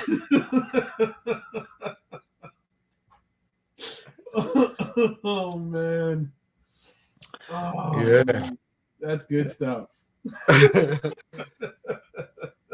Lance, I think you did too. Was that the Stratos that I painted? Was he in mid-flight with his arms down, or was it the face? I did a portrait of Stratos a while ago. I can't remember which one you grabbed, but I did. No, I can't get out of my head. I can't get Batman's style guide that he has to hand out as a PDF. I often think that, well, who did he get to make all the gear? Like, yeah, cool. Morgan Freeman's making stuff in the basement. That's cool. Right. But then he gets in a shipment of 1,000 masks or something that he got from like some company like Timu or something, offshore account. Timu? Is anyone checking? Alibaba, like, is anyone checking on the man. Oh man. Is no one checking? Wait, what is he going to use these for? This looks a bit like Batman.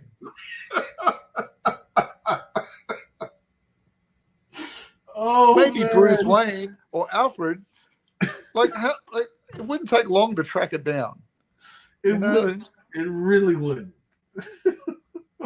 It's all the manufacturing. Manufacturing is Batman's undoing. Oh man, exactly. No one's asking questions. No one. No. Let's find Batman by chasing him down a freeway. You don't need to do that. Yes, just track down where he's getting stuff manufactured. Someone going around dressed like a bat with bat-themed items. Right. And then you see that on a work order. Like, no one's asking questions. Even stuff like the material on the capes. Like, who's making this stuff? You know what I'm saying? You know, like, he doesn't have a seamstress in the Batcave going, let's just bring it in a bit here and let's just put this up a bit there. Now try walking in it. Walk in those boots first, and then we'll see if we have to bring him in. There's no team of people around Batman. There's no team. See, it all falls apart. We get to talking, and it all falls apart. It all falls apart. Where's the team of people? That. And I often think too, like, who. This is how stupid I am. Who, like, when you're building the Batcave, like, he couldn't.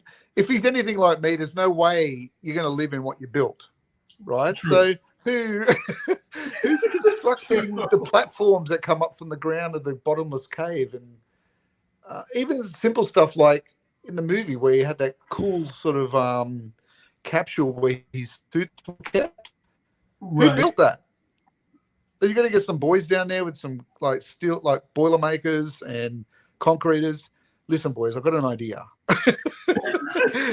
Ignore the bats, the lack of lighting, and no electricity. But I've got an idea, and you're going to have to run your cables through a massive waterfall. So I hope that's not an OH&S issue, but this is what I'm thinking.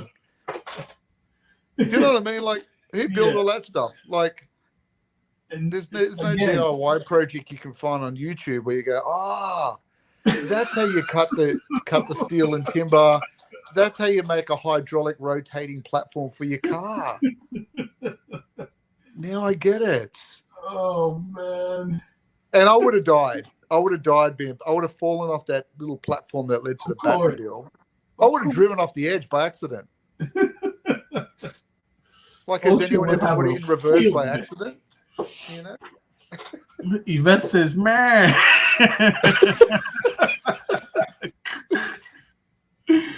She says, man. I thought that would be your last word. It may be. It may be. When no one answers my questions, like the questions I have, I just go, man. Dead. Oh, man. I tell you. Not these are the last. This isn't the secret passcode to his will and testament. It's just man. I tell you that willing ignorance, I say. It's that willing ignorance. Yeah, I've got a problem. Is that the question? Is it? Like that's what kills it for me. Yeah, it's like he's one guy, Lucius Fox, right? Lucius Fox, okay, sure. Yeah. He's in charge of R&D and all that, but he's not tinkering in that big room by himself. He's not making them. He might be, making up. He could be drafting up the schematics, testing out prototypes. He's the ideas man. He's the Steve Jobs guy. He's not down there stitching plates to a bodysuit. He's not doing that. You know what I mean? He's not doing that. There's got to be engineers that are doing that, and no one is asking questions. Right. Who's on the fulfillment team at Amazon? That's what I want to know. Who's on the fulfillment team to go, wait a second, this guy's ordered this for 15 years in a row.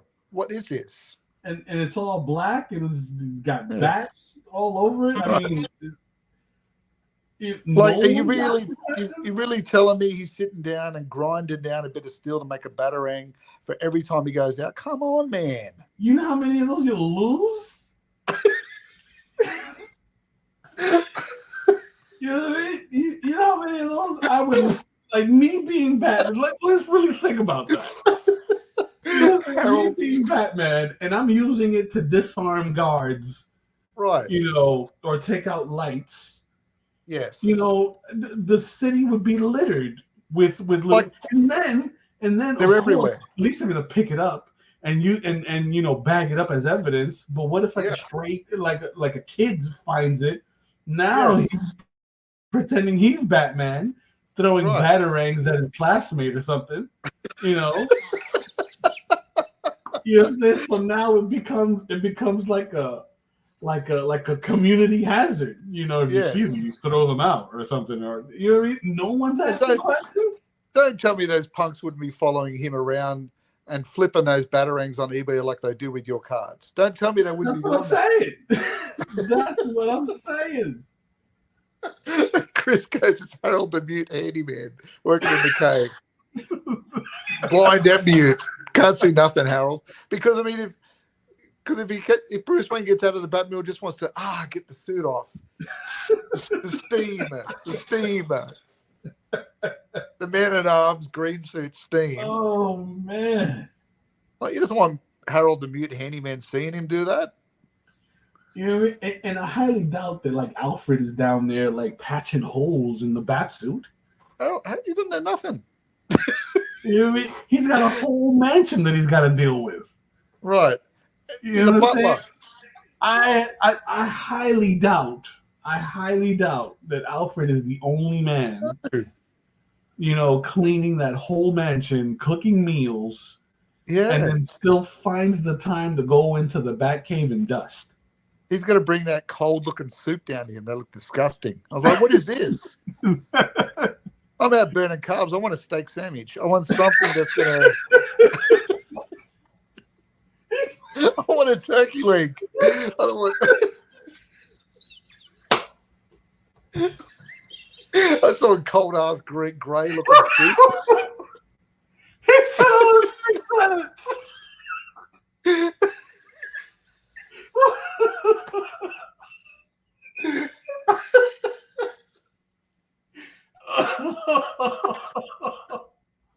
Grey looking soup. Like, if it didn't look good in the movies, it can't be good in real life. I'm sorry. Like, it really can't. So in the movie, when he brought him down that little soup, he said it was vicious well, so it's supposed to be cold, right? Like, yeah. I googled it. It's potato soup.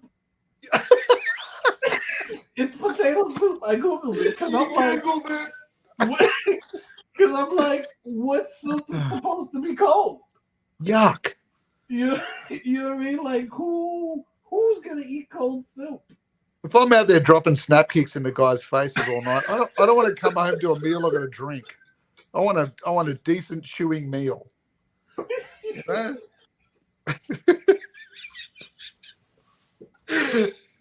Oh God. I can't see. Shake your old ass up there, Alfred, and get me a decent meal. What are you even doing? It's one person living in this house. How many times do you have to vacuum? Like, go and make a decent, Alfred. Go and make a decent. He said I want to steak salmon. What are you doing? What are you doing the whole time I'm here?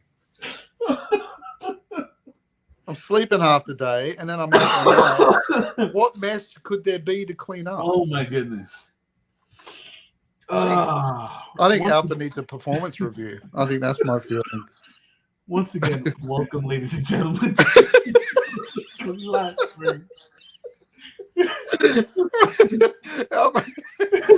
play with Kenny Calderon.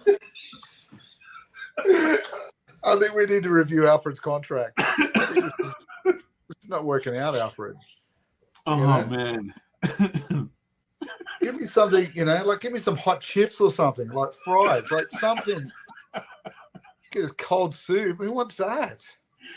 Oh, man. And how did you not spill that? I would have spilled that walking down those long steps. Like, I would have needed one of those. How do you not get like rock and like like debris from the stalagmites? Hello, bat droppings in the cave. Bat droppings everywhere. The smell. How do you not get bat droppings on the bat computer of all things? It's guano. The smell down there alone. Get the rabies. Oh man, Lance Stewart says they have a recycle program, $10 for everyone you brought.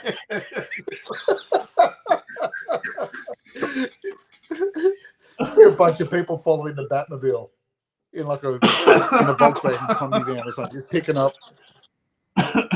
all up. Oh man, it's Shazam. They were buying and selling batarangs and bullets that shot Superman on eBay. Yeah, I would buy one. I would buy that. Just to hold one down. Yeah, just to hold one down and say you got it. I got it. I got that bullet.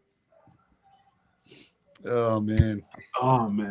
There you go, Vet. We went right off that road. Oh, that was gone. We were gone that time. We got deleted. That's it. Oh man. That's it. These are the questions I have. Like, I'm concerned. Even when I was watching a movie, I go, why the cold soup? Like, can we do better than this? We can do better than this, Alfred. You know what I'm saying? Like, give me a pizza or something. Anything, a burrito.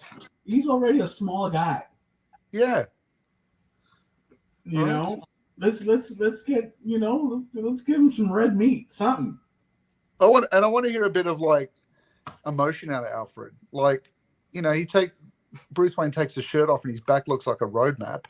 Right. I want to hear Alfred like, Jesus, what the hell? Like, I want some. What the hell is this? Jesus! Did you get mauled by a bear? What are you out there right now? What are you doing? This isn't working. Maybe you should put on hockey pads. Maybe I'm ringing Timu. This armor is not working. Timu armor.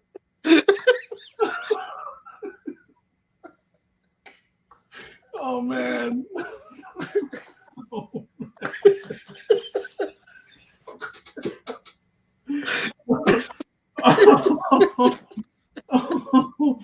oh, Timu armor.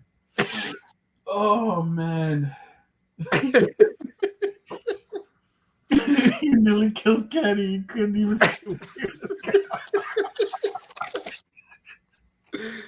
Oh dear. Oh. All good questions. All good questions. I don't. Oh man. We can't be the only ones thinking about this stuff. We can't be. We can't be. We can't. So look, Chris says, "I'm sick this week from working in a musty basement. Alfred should have died of pneumonia years ago."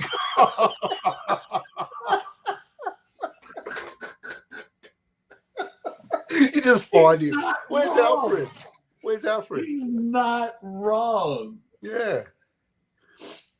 You would have had the rising damp of the lungs. Like you would have had some sort of tuberculosis or something. It just boggles my mind that no one's asking questions. Right. Like I can buy the whole Bruce Wayne went around and saw every person that could teach him how to fight. Yeah, cool. I got it. I can buy that. Right. But I can't buy that he did that as well as got like, this expertise master, architect, master, builder, carpenter, boiler maker, welder. and tech, like he put the computer in there. Like, exactly. I can't do anything if something goes wrong on my computer. I need someone to help me, even if it's something. Why do I have to log in 15,000 times at work? Oh, it's just this, and this. Who's he ringing?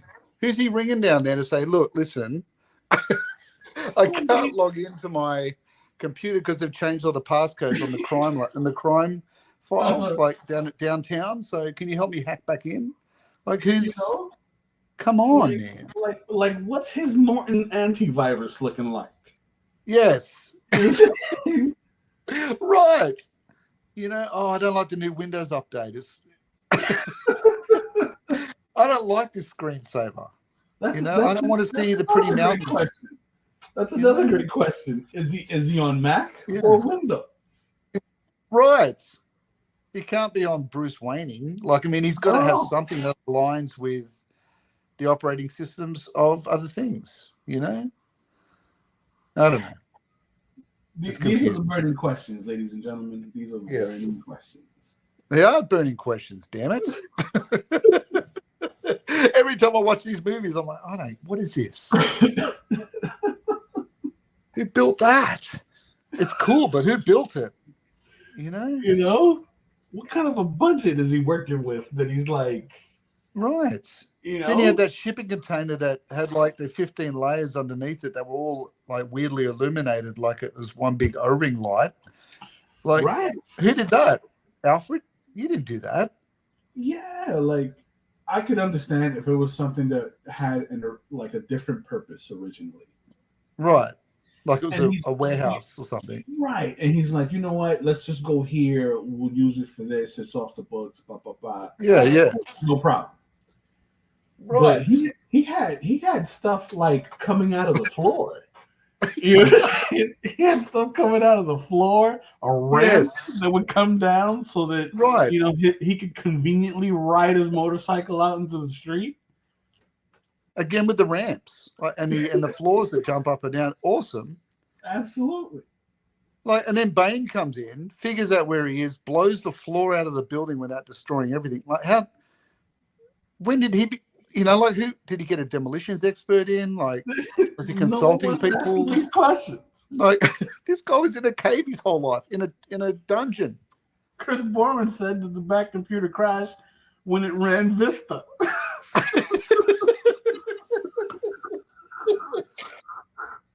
Right. Oh, Because I guarantee you, if I was the new Batman and I went down there, I guarantee you there'd be 1,000 plugs that wouldn't work anymore because it's out of date. I'm thinking, well, who am I going to get to fix this? I mean, okay. How many wall outlets do you think you got? Oh, the multi plugs. You know what I'm saying? Like, it's either he's got to have like a surge protector that's the length that's the length of the dining table. Yes. Or he's got to have like a separate generator somewhere on the outside. Like correct. What kind of power? You know what I'm saying? And it's just one guy. A lot of power. Like, I don't know if they do this in Australia, right? But here in the States, especially here in Florida, right? The police force, right, will fly a helicopter over like just different communities, right? Shining this like sensor on the houses, right? So it's how they find grow houses, right, in resident neighborhoods. So, you know, the typical house is supposed to generate X amount of wattage, you know, for, you know, running air conditioning, lights, whatever, all the electrical equipment in the house. A grow house generates more wattage. right. Okay. For the plants. You know what I'm saying? For the fluoros. So, so that's how they're able to, like, you know, like you'll hear the helicopters way up high. Yeah. And and I've seen it. It looks like a little radar gun that they just point down, and then the bright spots, those are the trouble areas. Right. So it's like it's one guy and his manservant you know, in a mansion. Yes. You know what I'm saying? But like I would imagine that mansion lights up like 4th of July. Like Happy Christmas. You know what I'm saying? Yeah. If you would have put one of those contraptions over it, I feel like no one is asking these questions. It's a willing ignorance. No one's asking these questions. It's woeful incompetence on all levels. There you go. Okay, that's much better than what I said. Woeful incompetence. Like, whose job is it to check? Did someone downtown, like in the police office, go, right? You've got the Batman file. Cool. All right. You know. Yeah, what have you done about this? You're not even checking. Who's got the budget in town to run this kind of operation? Because he's cracking out his own helicopter. He's got his bat boat. He's got the bat car. Like, he's got a budget. You know, he's got to have parking for all of these items. Right. Like, he hasn't thrown a tarp over it in his driveway. You know what I'm saying? Like the cliff that Wayne Manor sits on cannot house all of this equipment. Right. No one thought of pointing a satellite down and like take a photo when he drives into the. Exactly. No. This is not 1950. Yeah. Lang Stewart says the correct answer is that the movies have had Batmite in them. You just don't see them. Boom. There you go. Look, I have a great amount of suspended disbelief when I watch these movies. You have to. Of course. But he's too close to being human to not ask these questions. Absolutely. There's no Fortress of Solitude. No. You know? That at least with Superman, sure, you can get away with, you know, suspending realism, you know. And he had his own like YouTube DIY crystal cave going on where he could tell him everything. Yeah. This is how you drill it in, you know. This is what you do if you wear out the screw and you need to get it out of the, you know, like it's got all of it there. Yeah, because Jarrell thought of everything.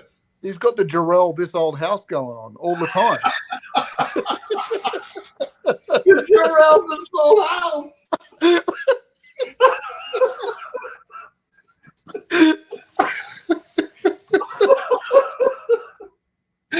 It's Jarrell in his Kryptonian garb with a tool belt around. Right. In his khakis and his flannelette shirt.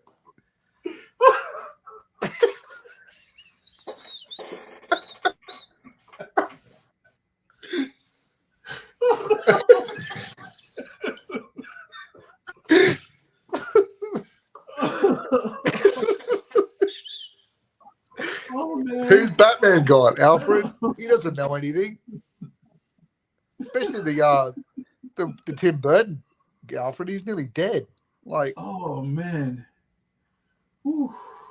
poor old Wayne. Was it Wayne? What was the actor's name? Goff, wasn't it? Something Goff. I think it was Goff. Like he was an old timey actor from. Yeah, he was like, already old. He was already old. Like, I remember seeing like that last one. I thought this guy can barely like talk. You know, when like they get so old they can barely talk. He was barely able to talk. Shoot, wasn't he in? He was in one of the recent Burton movies. He was. I want to say it was in Sleepy Hollow. God, he had to be ancient. I think it was in Sleepy Hollow that he appeared in. Come on, Yvette. What's the actor's name? We need to know. Yeah, we need to know. Hold on. Let me see. Batmite is just working his magic to make everything work out for him. No other way to explain it. Right. I agree. Let's see. Alfred, actor, Batman. Let's see here. All right, I'm good. Yeah, his name was Michael Goff. There you go. It was the Goff. Yeah. Michael Goff. And when did he die? I'll tell you right now. I think he died recently. 2011. What? 2011. Yeah, he passed away. He's like 150 and 95. Like, what? He was born 1916. Jimmy Cricket. Yeah, born 1916. Passed away in 2011. Wow. Yeah, dude, he was up there. Yeah, he was up there. Off. There you go. Let's look at the movies he was in. He's got a pretty extensive movie catalog. Michael Goff. Yeah, I saw a movie with like a really old black and white one he was in. I was right. He was in Sleepy Hollow. Yeah. Okay. Because I remember him being like an old craggly like one of the guys in the tavern with like the wild hair. Yeah. You know, one of those characters that would talk to Ichabod Crane about the local legends. Yeah. Man, he's been in a lot of stuff. He's been around. Yeah. Lance Stewart says, have you seen the skit with Commissioner Gordon when he was going to a girl's house who figured out who Batman was to have her sign an NDA or get killed?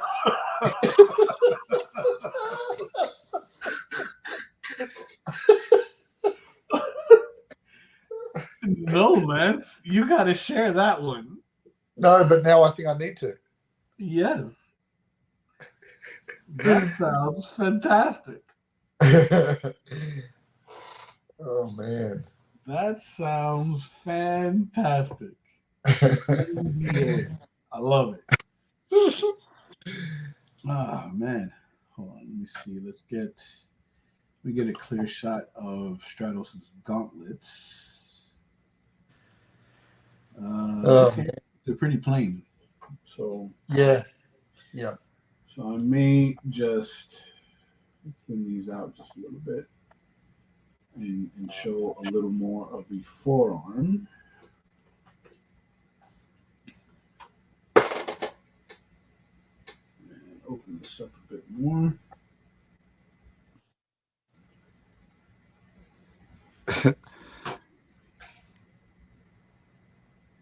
How you doing over there, Will? Yeah, I'm good. I erased the entire face and did the face again because I just thought it was just wrong and it wasn't quite working, and now it seems to be okay.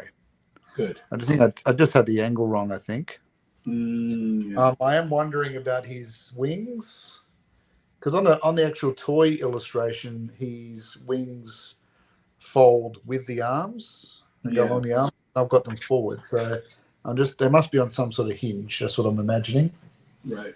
They can swing around. Yeah, because on the toy, it's kind of weird because it feels like it runs up his arm. Right. You know, but but it doesn't. It doesn't. But I would imagine that it's to just kind of fit the aesthetic of the arm, right? Like just Yeah. like it's in its resting position. Yes. But they would like typically fold, like open up the way With- like traditional wings would. Right. Yeah. Because I don't know, I'm seeing there's so many different iterations of the character, Mm. but what seems to be consistent is okay. So look, I'm seeing a more modern version of the toy of the Stratos toy. And it looks like there is a hinge in the wings to where the wingspan opens up. So, okay, that makes a bit more. There's a great statue that was brought out too by the same guy who did that Skeletor one we looked at last time. It might have been Sideshow. But they did a Stratos one as well. That looked pretty good. Okay, yeah. So that makes a bit more sense. Now we could pull some of these feathers out, shortened up the gauntlets a bit. Yes, I'm just putting his straps and belt in now. Just trying to get that right because he got a double belt. I'm seeing that he does, but there's a belt that seems to go across the abdomen. Yeah, it's like he's got a parachute sort of strap belt thing going on there, and then he's got his own belt. And then it's the traditional like Masters of the Universe belt with chunky ribbons. belt. Yeah.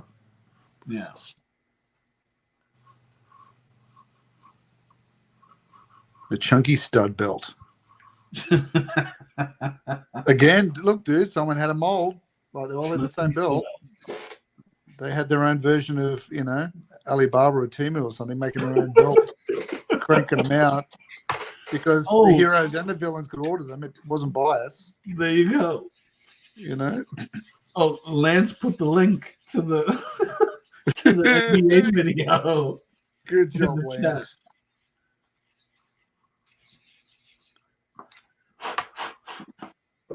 So I'm gonna switch pencils here to one that's a bit lighter, because the tip on this one is a bit more blunt, right? And because I'm not going to be doing too many fine details anymore, I'm just going to start penciling in the wings, right? And some of the elements that I'm going to use to sort of frame Stratos in the shot.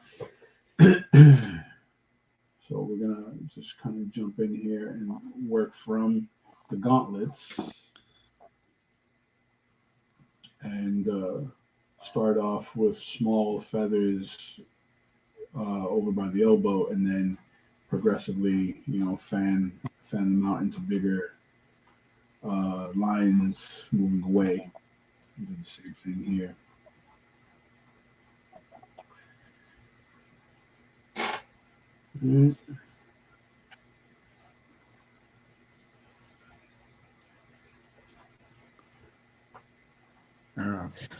Double belt action done. Double belt action. Actually, let's make it feel a bit more dramatic. Maybe I can get away with moving it back into the shot.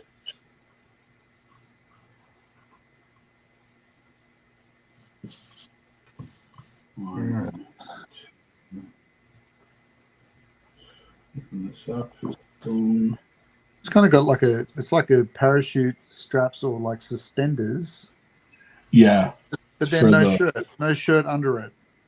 Like, yeah. Interesting choices.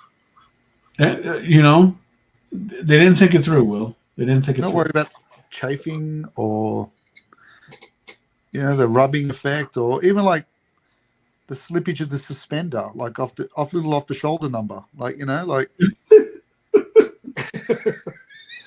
Very little thought. Very little thought. Imagine that could happen. Into the engineering.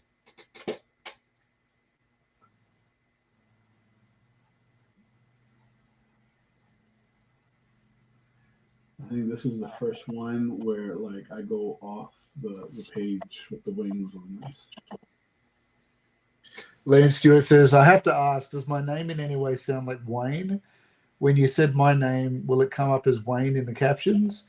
And half the time when I order takeout, they put it under Wayne. Not at all, dude. No, but now yes. I don't know how anyone would make that mistake. No. I think you want to be called Wayne, don't you, Lance? Come on, Lance. Own it. Just own it. Who would make that mistake? It's crazy. Crazy amazing.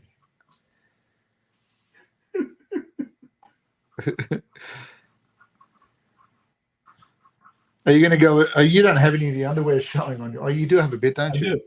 I do. Yeah. Is yours flying away, like flapping in the wind? Yeah. So I'm curling the feathering upward. Yeah. So it feels like, we're moving downward. Yeah, and I did the same effect to the fuzzy calves. Yep.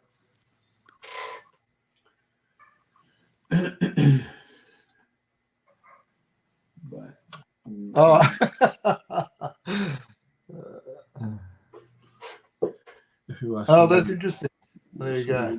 A few times captions. Let's go with it, Lance. I think we do it. Nice. Lance Wayne, or just Wayne Stewart. Wayne Stewart.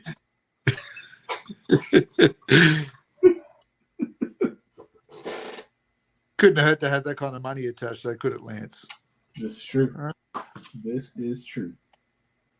Just to take the edge off having to go to work on Monday. Because I choose not to today. Because I'm a Wayne.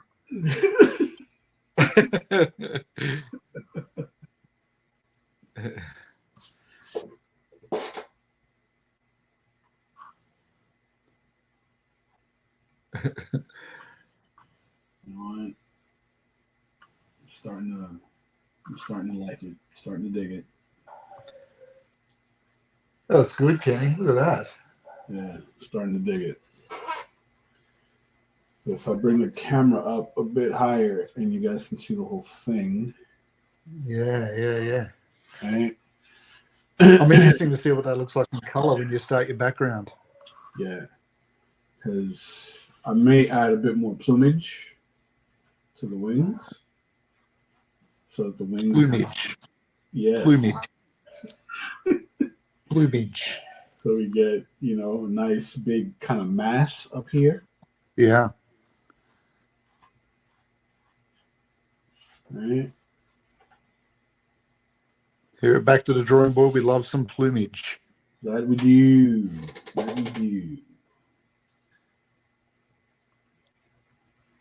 I've been watching The Office, Kenny. I just finished watching Pam's wedding, Pam and Jim's wedding. Yeah. There was a moment I cringed so bad I had to walk out of the room. I love that. I had to walk out of the room. I couldn't do it. I love that show so much. So much. We're fucking crazy. Oh, it was when Michael had to intervene in the speeches. When he jumped up. Where they're trying to keep her pregnancy a secret.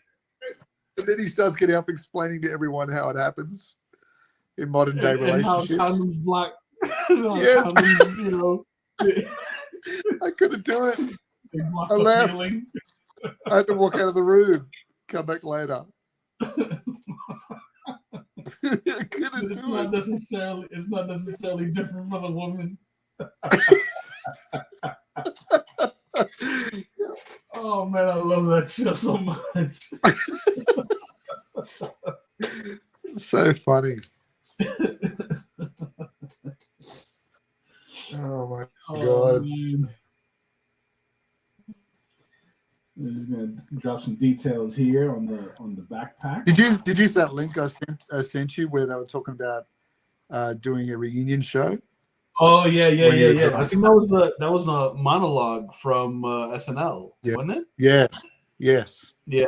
But I'm just wondering if that was trying to get some sort of crowd reaction to whether that's something they want to do. I think I got mixed feelings about it. I would love to see a reprisal, but I think a lot of how that show was written wouldn't work today. Right. It wouldn't work today. I mean, they tried to do a spinoff with Dwight and his family. Did they? Yeah, they did. So, like, if you remember in the well, I don't know how. Have you seen like the whole series? No, I'm up to. I think it's season 6. I'm up to. Okay, so later on, because there's a lot of episodes in every season. Yeah. So later on, after Michael departs from Dunder Mifflin, right? They're still trying to figure out who's going to be manager and so forth. So like later on, right? There's like 1 or 2 episodes that are completely dedicated to Dwight, right? They're focused on like Dwight's family. You know, they introduce his sister. He's got a brother that lives on the West Coast. Yeah. And so like the introduction of all of those family members was meant to, I guess, like shop a pilot of to NBC based on Shroot Farms. Oh, like with Mose. Yeah, with Mose, and you know what I'm saying?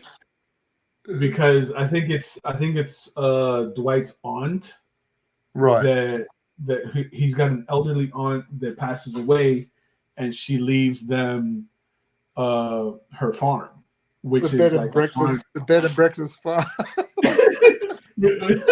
Which is a farm that's bigger than Dwight's. So so you know, and at the end of the episode, Dwight has a conversation with his brother and his sister. Like his sister lives in the city, right? So she's not into farm life, and she has a child. She has a son, right? And Dwight's brother, his younger brother, lives on the West Coast, and he grows weed, right? Because it's legal over there. So, you know, it's to kind of set up going into like a pilot for Shroot Farms.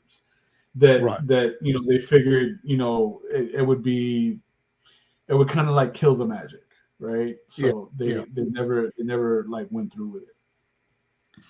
Like young Sheldon. Right. They never went through with it. And I think there was another like kind of pitch for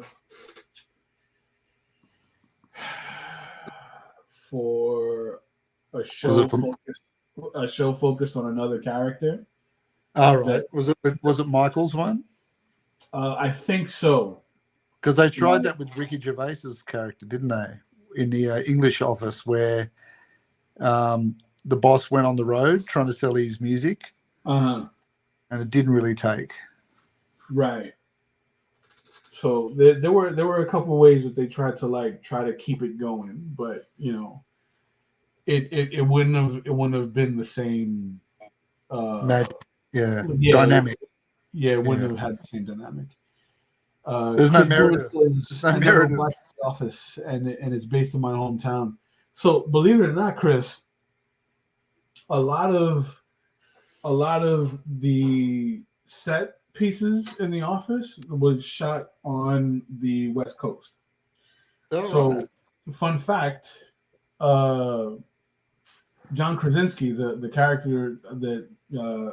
that Jim, right, in the show, he actually filmed the B-roll that you see in the opening credits of him taking a tour into Scranton, Pennsylvania.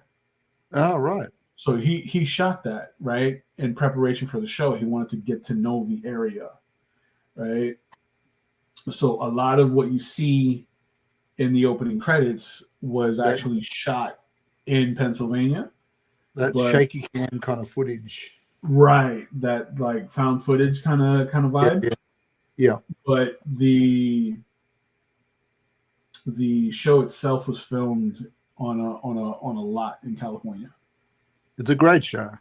It's fantastic. I love that. Like it took a while for me to, because I was very familiar with the British one because we'd obviously seen that out here first. I don't know what it was like in the States, but so we were very familiar with Ricky Gervais first. Right. So it took me a while to warm to the American one. I was like, I don't know, is it going to be as awkward? Because that was Ricky's thing, was it's just so awkward. Yeah. Like The first season was so uncomfortable. Yeah, so the first season was really awkward. But the American one is the characters are very likable. Yeah. Whereas in the British one, they're hard to like. Like, yeah, there's not much redeeming about them. But yeah, I just fell in love with the characters after the first season. Yeah, they all have a charm Yeah. about them that makes them, so likable. The first season of the American one was very, very awkward, and like when I watched it for the very first time, I'm like, I don't understand why this show is so popular. Right? Yeah. But then when it finally hit the second season, I'm like, oh, okay, now I see it. You see it, yeah. Yeah. Because it feels like by the time they hit season 2, they kind of found their stride. Right. And like leaned into a lot of what made the show great. Yes. Yeah. Yeah, it found its own feet, didn't it? Yeah. Yeah, it was interesting when I saw Idris Elba turn up in this show as well. I like, there's gonna be more fresh off the wire. Like, yeah. There's gonna be more cameos. Yeah. Yeah. Very funny. And like after Michael leaves. Yeah. Right, and he decides to go live with Holly. There's a few episodes where they're looking for a new manager. Right.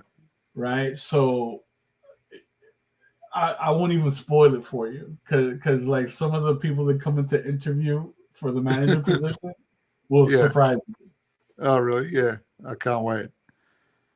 Yeah, it's a good palate cleanser after you've had a funny day to watch that show. Absolutely. I'm going to drop some particles here. Just trying to figure his helmet out, Kenny.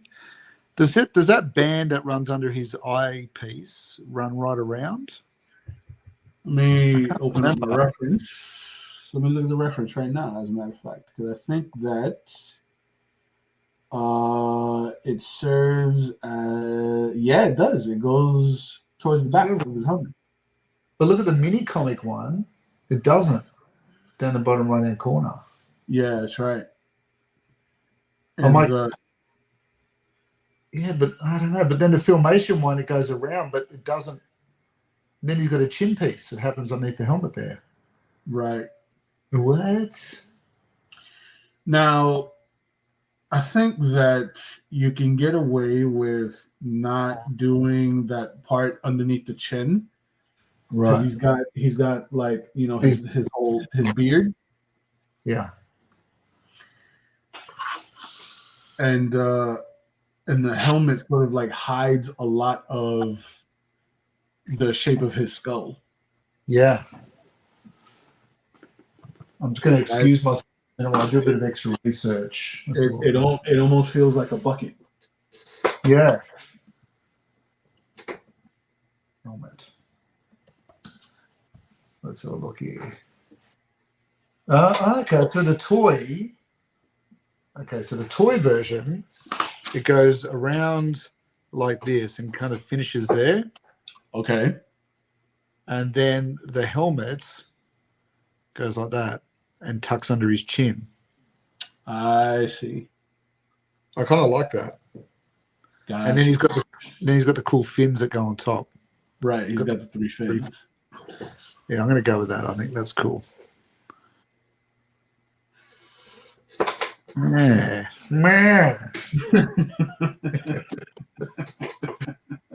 So Chris says the news footage on TV is actually filmed at the local news station.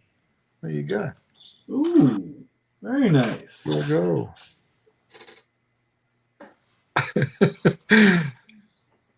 Just such a just when you think Michael in that show is becoming likable, he comes out with the most obnoxious things. 100%.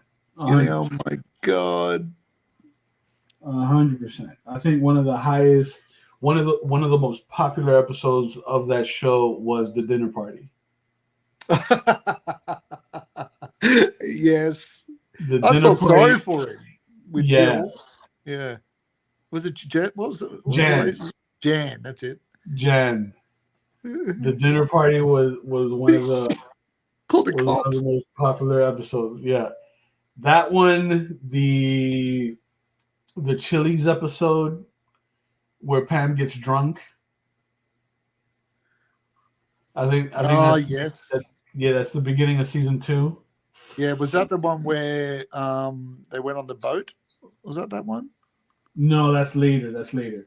The conference boat ride. Yeah. Yeah. The another awkward one. When Michael starts dancing. He tries to run his motivational conference over the top of the captain who's trying to talk at the same time. Oh my god. Yeah. And Jim's brothers just, oh my god, terrible. Yeah, they're horrible human beings. At the wedding, They're horrible terrible. human beings. So he's got the 3 fins that run on the top of his head, the Rocketeer fins. Mm-hmm.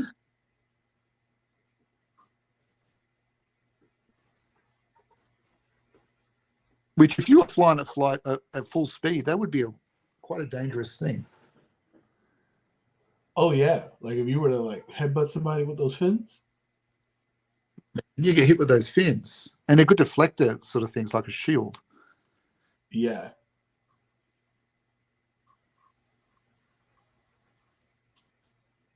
Yeah, very cool.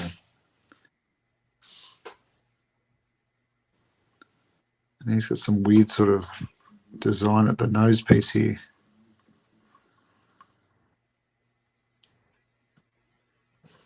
Oh, okay. It's been a while since I've drawn Stratos. Oof, this is my very first one. He looks odd without his beard. Clean shaven Stratos. You know?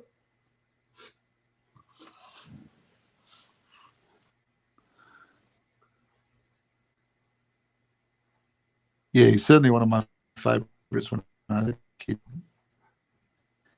Yeah, only because he could fly, he wasn't it wasn't ground based.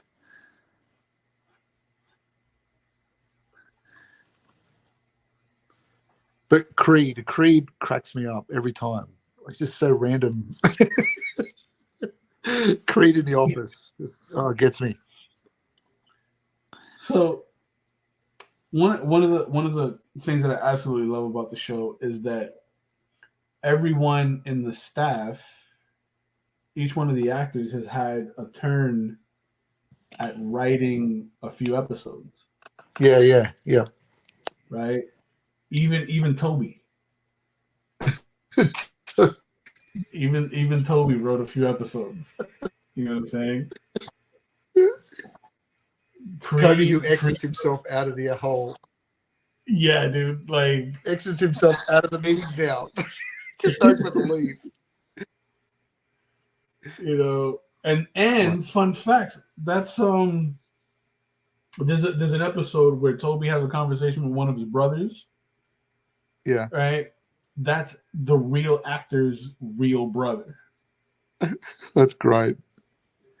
I love the downstairs warehouse guys. They get me every Oh yeah, time. 100%, 100%. But all Teaching Michael how to all of those rap. actors are actual stand-up comedians. Yes, yes. Patrice O'Neill, may he rest in Patrice. peace. He Yes, I was. loved Patrice O'Neill. Have you seen what is it? His last one was The Elephant in the Room. Now, the last stand-up comedy I saw with him doing was when he had the yellow suit jacket on. Oh yeah, that's really old. Yeah, but that was That's fantastic. If you watch Elephant in the Room, I'll find it. It's on YouTube. Elephant in Is the it? Room. It's on the Yeah. oh man, you realize like how much of a talent he was. Yeah, he's such a funny guy. But just how they know how to play Michael perfectly, like every time. Oh, 100%. Like they just know. I taught him. What was it? The Daryl taught him some gang signs or Yes. fluffy fingers. Oh my god! and that woman, the woman in the warehouse that he thinks is a man all the time. Oh shoot, Madge. Madge. Get her name right. Like Yeah. Madge. He doesn't even care. Doesn't even care to try. Funny. All right. So I think I got my framing here. We got some dust being kicked up. oh right? Yes, the dust is back. Yeah, the dust is back. I like the dust. Man, that's a lot of dust. That's pretty good. That's like a helicopter landing. Yeah, that's what I'm going for, right? Because I made the wings like feel really big. Yep. You know what I mean? So I wanted like a nice waft, and I feel like it kind of frames the figure. Nice one.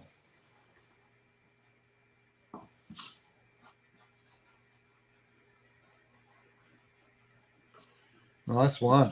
And because I'm not going to be putting any like solid ground anywhere in this shot, you know, keep him nice and separated from the ground. Make sure he's like floating. Yeah, away from that ground. Yeah. Yep. I'm the same. I'm just going to have like a bit of cloud cover behind him, around him, maybe. Yeah, and then I'm going to put my sun right there. Matter of fact, yeah, keep it right there. Let's get some leaves.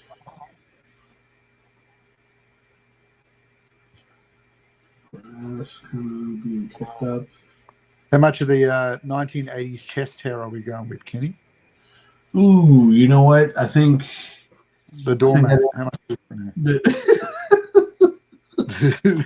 The doormat. He's got the taco meat. He's got the Magnum PI taco meat going on. That's it. Yep. Man, and it's weird on him too, because it like stops at like the first abdomen. Yeah. He's just got like a he's got his own chest pelt happening. Yeah, I think Stratos could be Greek. I think he's Greek.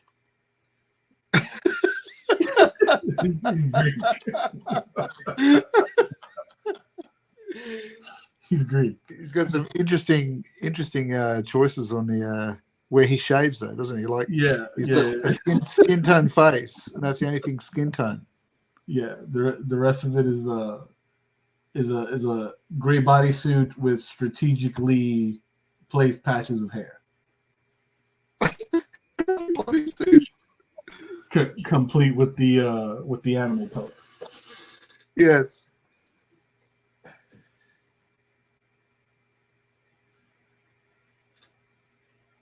he's a fun character though. I like Stratos. I do like the design though. Like this is my first Stratos like ever. Yeah. And I do enjoy I did enjoy like drawing this. Yeah, I think Lance owns the first Stratos I did, which was a flying one, and he was kind of like looking down, like the one you drew for me with the hand up. It's kind of that angle. Yeah, it's a really sort of foreshortened Stratos. Nice. And then the second one I did was just a portrait I did a few years ago. I think I saw that one. The headshot. Yeah. Yeah. Yes. The side profile. Yeah.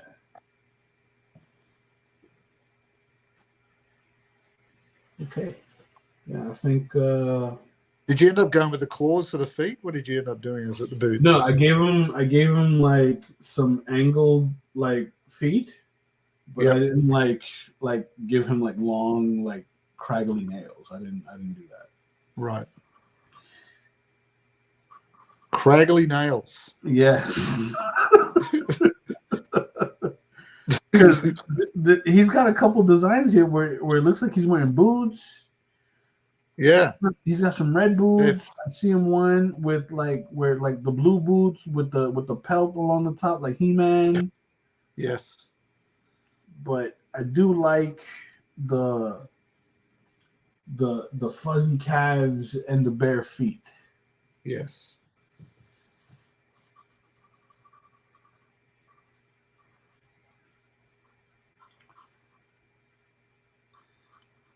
Oh, this is the statue. The statue you were talking about. It looks like it's on it. Like there's a little bit of there's like a worn out tree. Yes, and he's landing. He's landing on the tree with and there's like the puff of smoke. The great pose. Yeah.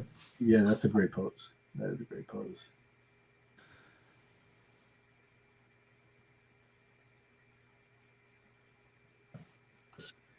I'd love to see what you did with those pictures, Lance, whether you got them framed or not. That would be cool. It's always nice to see what is it? How does it use that, Kenny? Where your pictures end up in the wild? Oh yeah. You know, it's always fun to see them out in the wild. Yeah, my wife loves that. I told her about that. It was great. You know, when you let them go and they're out there in the wild. It walks past you. You know, looks at you strangely. Now this is interesting. I'm seeing one of the action figures and he's got like this like trident. Yeah, I saw that. I don't ever remember him having a trident. Yeah, I mean the trident's a little weird. Yeah, I don't think that's canon. Yeah, I don't think it's canon either. Besides, we already did a trident guy. Yes, trident guy. More disrespect to Merman. More disrespect to the Merman. It's trident guy now. And then did you see this version where like the bodysuit is flesh colored? Yes. So that's based upon the original. If you look at our references, from the early mini comics, see that in the corner there? Yeah, I see. It's got like skin tony sort of, yeah. Yeah, but that one feels a bit more yellow than like Tony. That was printing back then. Right. Yeah, right. That does a very lemony color, doesn't it? Mm-hmm. Yeah, interesting. So, yeah, that is a little weird. I think the gray looks better on him. Ah, okay. In a portfolio, Orca and a Batman cape scene frame. Ah, very cool. Very nice. Very cool. Wow. What Stratos is this? I don't know that Stratos at all. His brother. This is Glenn. This is weird. Didn't even get a cool name.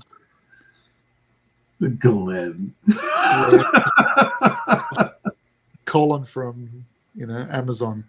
Didn't even get a good name.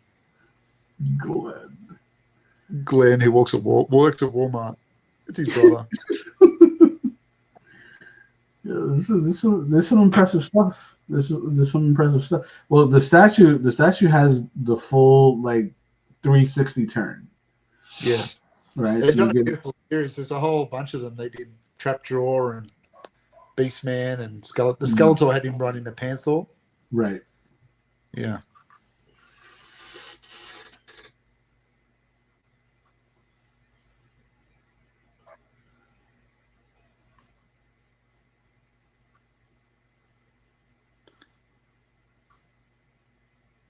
Now, does he have any other points of propulsion?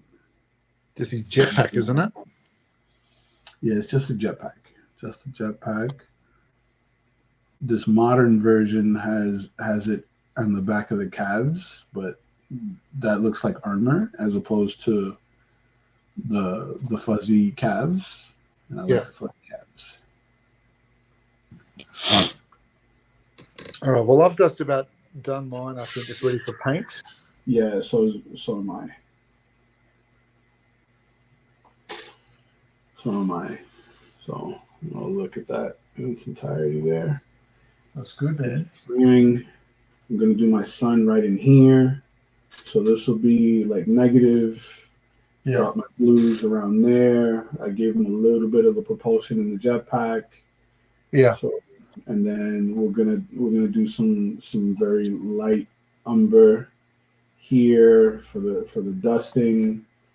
Right. Smooth it out with some white. I think this will turn out to be a nice piece. Yeah. Get some of the rays kind of penetrating from there, and a glare coming off of the goggles. That's cool, man. A slink? The slink. A slink. The goggle slink. Yes. Oh, that's right. You had the Panthro piece, didn't you, Lance? That's right. I remember. I had to finish that series. I've got the Tiger one all drawn up, ready to go. Chitara. So I had a few that were ready to paint. I just got to get back to that painting part. Sweet. Maybe we need to introduce Thundercats as a one of our challenges, Kenny. So yeah, that would be relatively short though, because Thundercats isn't as deep. It's the core characters, and then we got the villains. Mutants, yeah, the mutants would be fun. I'd love to do the mutants. The mutants are definitely fun. Yeah, for sure. Jackal Man, Vulture Man. A lot of the side guest characters, like the Robears. Oh yeah. I suppose too. It depends on whether you take on the new stuff too. They had that great series that came up in the. It wasn't the most recent one. It was I think it was. No, it was the one before that, where Lionel's a teenager. Right. Yeah, characters. Yeah. That one had some really good designs. Yeah. That one had some really good designs going on.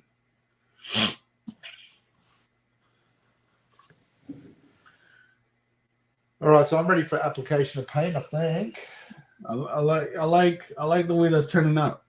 Oh, he had your double page from Kenny. Oh, yes. I think Chris Miller bought the Panthro. Yeah, right. Yes, that's right. Listen, let me tell you that Thundercat piece. I poured a lot of energy into that, and I miss it. I miss it. That Thundercats double page splash, boy.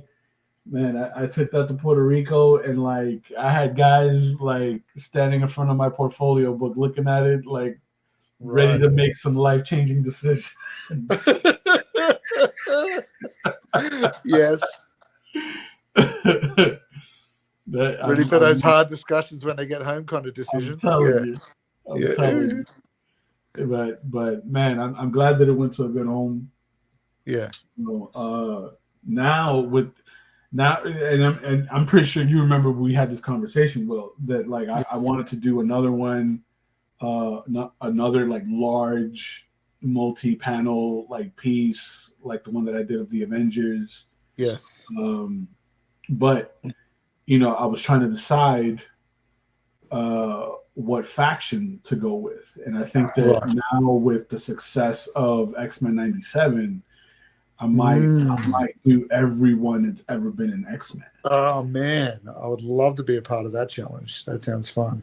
Dude, like I think that could be a go.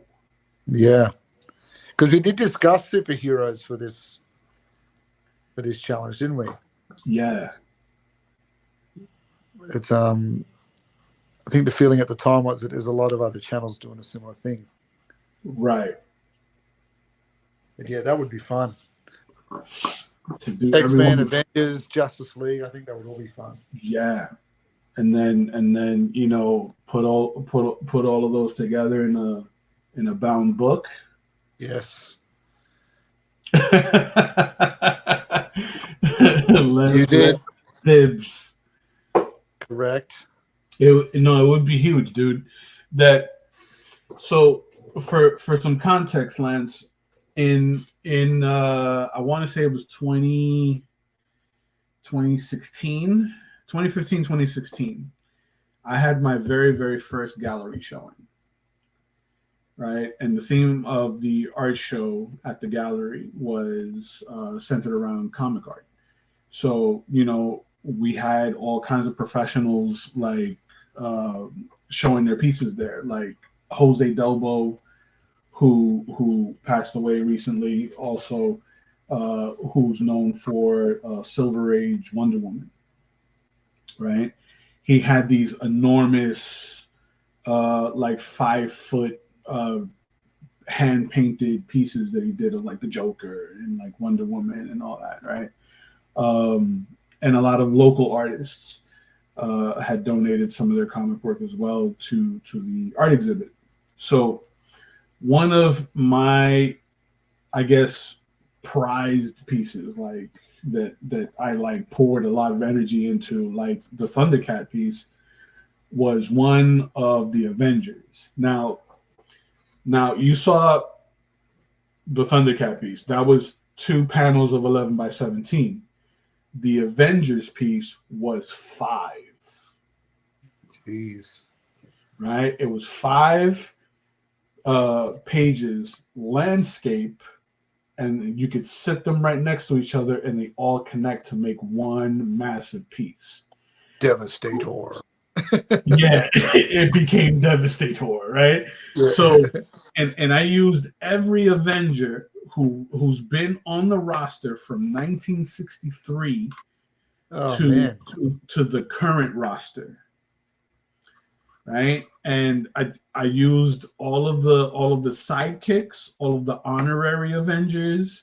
Oh, and dude, I would love to see that list. I'd love to see that dude list. It was that list was like six pages long.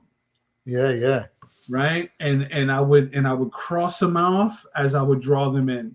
So for me to fit all of those characters in 5 11 by 17s, yeah, I had to do about an average of 30 to 35 characters per page. Yes. That's a lot.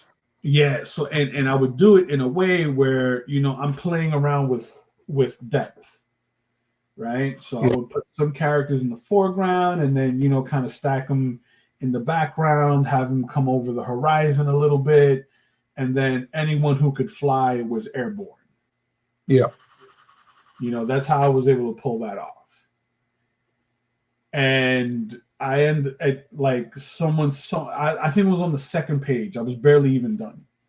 I was on the second page. A guy saw me working on it. He was looking over my shoulder as I was working on it at a convention, and he made me an offer.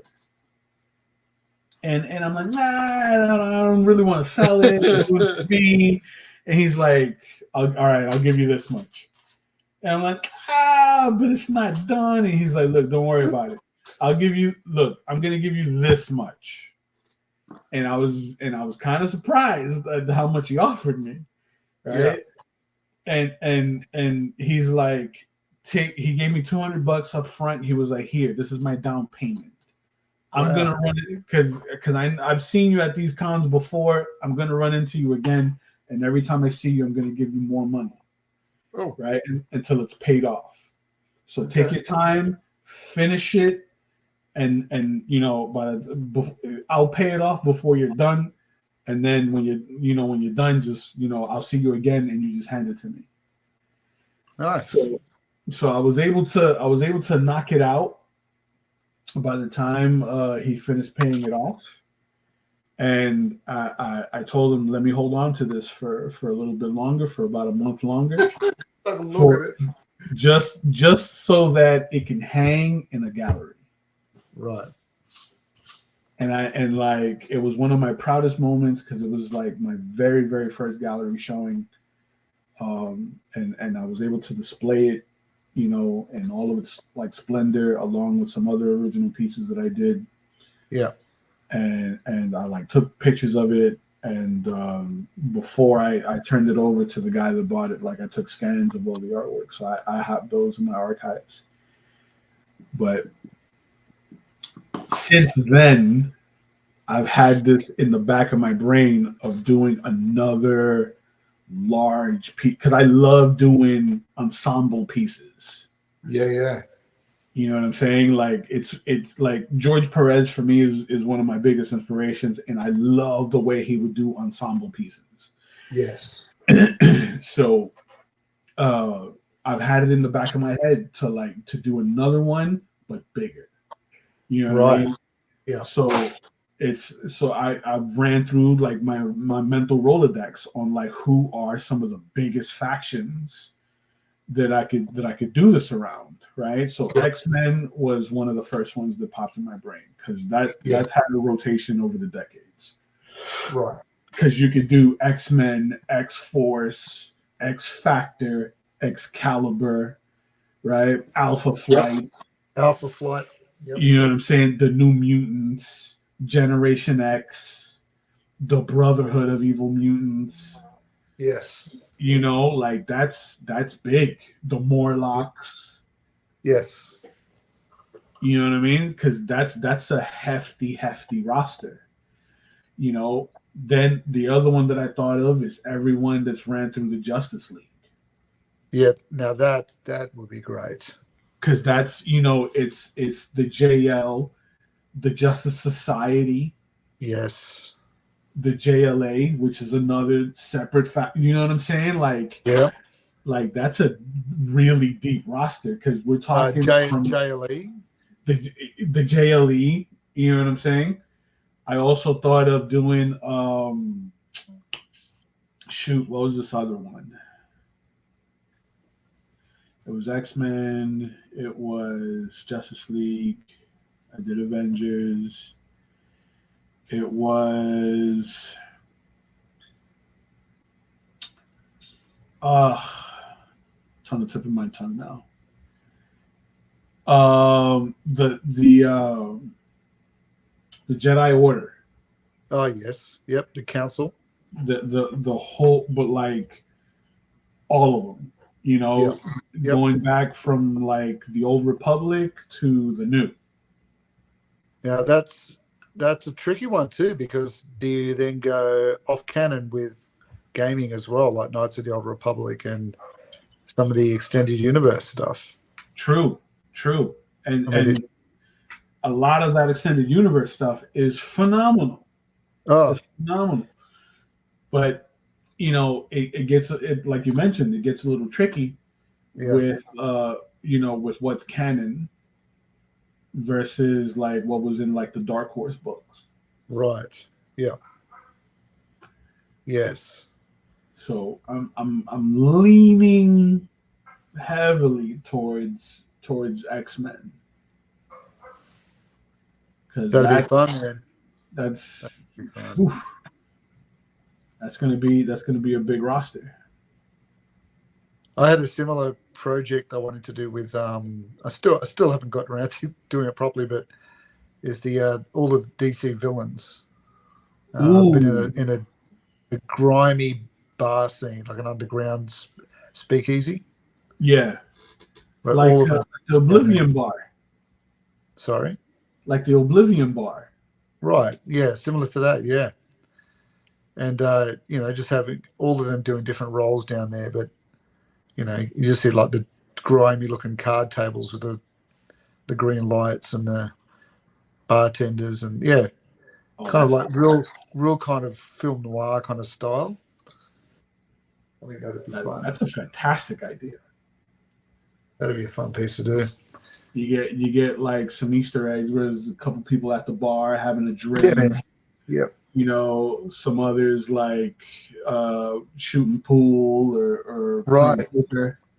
I had the composition laid out. So I had like Solomon Grundy as a bartender. Nice. Some of the sort of darker characters kind of hiding in the background, like Scarecrow in the shadows and stuff like that. Right. But and of course the classic card table with Joker, with his cards around the wrong way. Yeah. With his cards around the wrong way, showing everyone. It's Poison Ivy singing, like some of those sort of classic Casablanca kind of style bars, Yeah. Rick's place. Like All right, I think the dive bar. Kenny. I think Kenny, we're done with that till next time. Yeah. Lance says I have a cool Spider-Man one that I picked up from Metcalf a few years ago. Okay. That he turned into a print. Sweet. See, and I considered doing a Spider-Man one too. Yeah. I considered doing a Spider-Man one, but I feel like I can do that in a page. I don't know. There's a lot of villains. He does have a lot of villains. He's got a good cast. He does have a pretty sizable rogues gallery. Yes. Right? But like how many of those rogues, are like relevant today? Right. You know what I'm saying? Like without going into like the condiment kings of the Spider-Man rogues. You know what I'm saying? Yeah. Like the Flash's Rose Gallery, very similar. Flash's Rogue Gallery is fantastic. Yeah. Like the Flash's Rogue Gallery, I thought about doing that one too. I actually was able to do that on a sketch cover. Because it'd be good because they're so campy and bright as well. Like, I was able to knock that out on a sketch cover for another one of my clients. Nice. Very cool. That one I got was one page with Spider-Man surrounded by his villains and villains' heads. I think I've seen that. Seen that. Yeah. That it kind of feels like it's a dark room kind of deal, and it feels like Spidey's on it. It's like he's under a lamp. I think if we're talking about the same one, I think I've seen that one. That's a beautiful piece.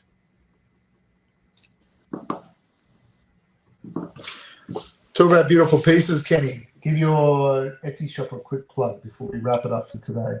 So where can the good people find your work?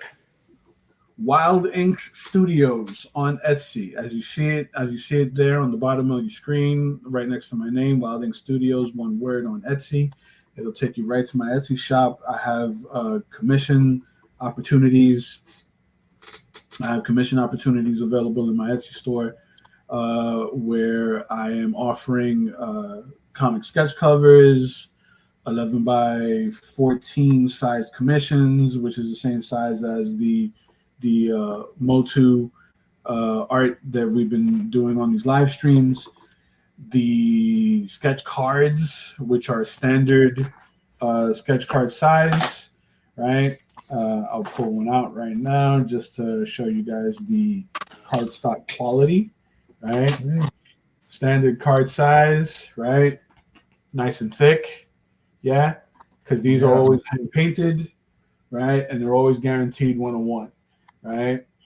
And I shipped them out in top loaders, I'm also offering copies of my art book, The Art of Kenny Calderon. Volume 2 will be due out mid to late this year.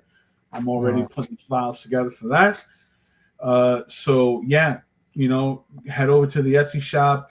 If there's anything you like, you can message me up front. Let me know if there's anything that you want to do that's custom that you don't see in the listings. We can work that out as well. I'll give you a price. I'm fair, and we'll make sure that you get taken care of. Perfect, excellent. And I think too the options on your Etsy shop are great in the terms of being able to go through and seeing examples of what the sketch cards look like as well, so they can see the quality that they get. You can read through all of your reviews; are already positive, except for the one I wrote you, but that was just to throw the algorithms off. Cut too spoiled. I thought they were fantastic, and so get on there and support Kenny. And if you want to support our Back to the Drawing Board challenges each week, please share them out. Yes. Like, subscribe to our YouTube channels. That always helps a lot. Absolutely. Yeah. So I think too. Also, Lance Stewart's plugging. Don't forget to watch the video that's linked in the conversation, so you have some sort of crazy context as to why he is now Wayne Stewart. Sounds like a football player, but that's what we're going with, or a NASCAR driver.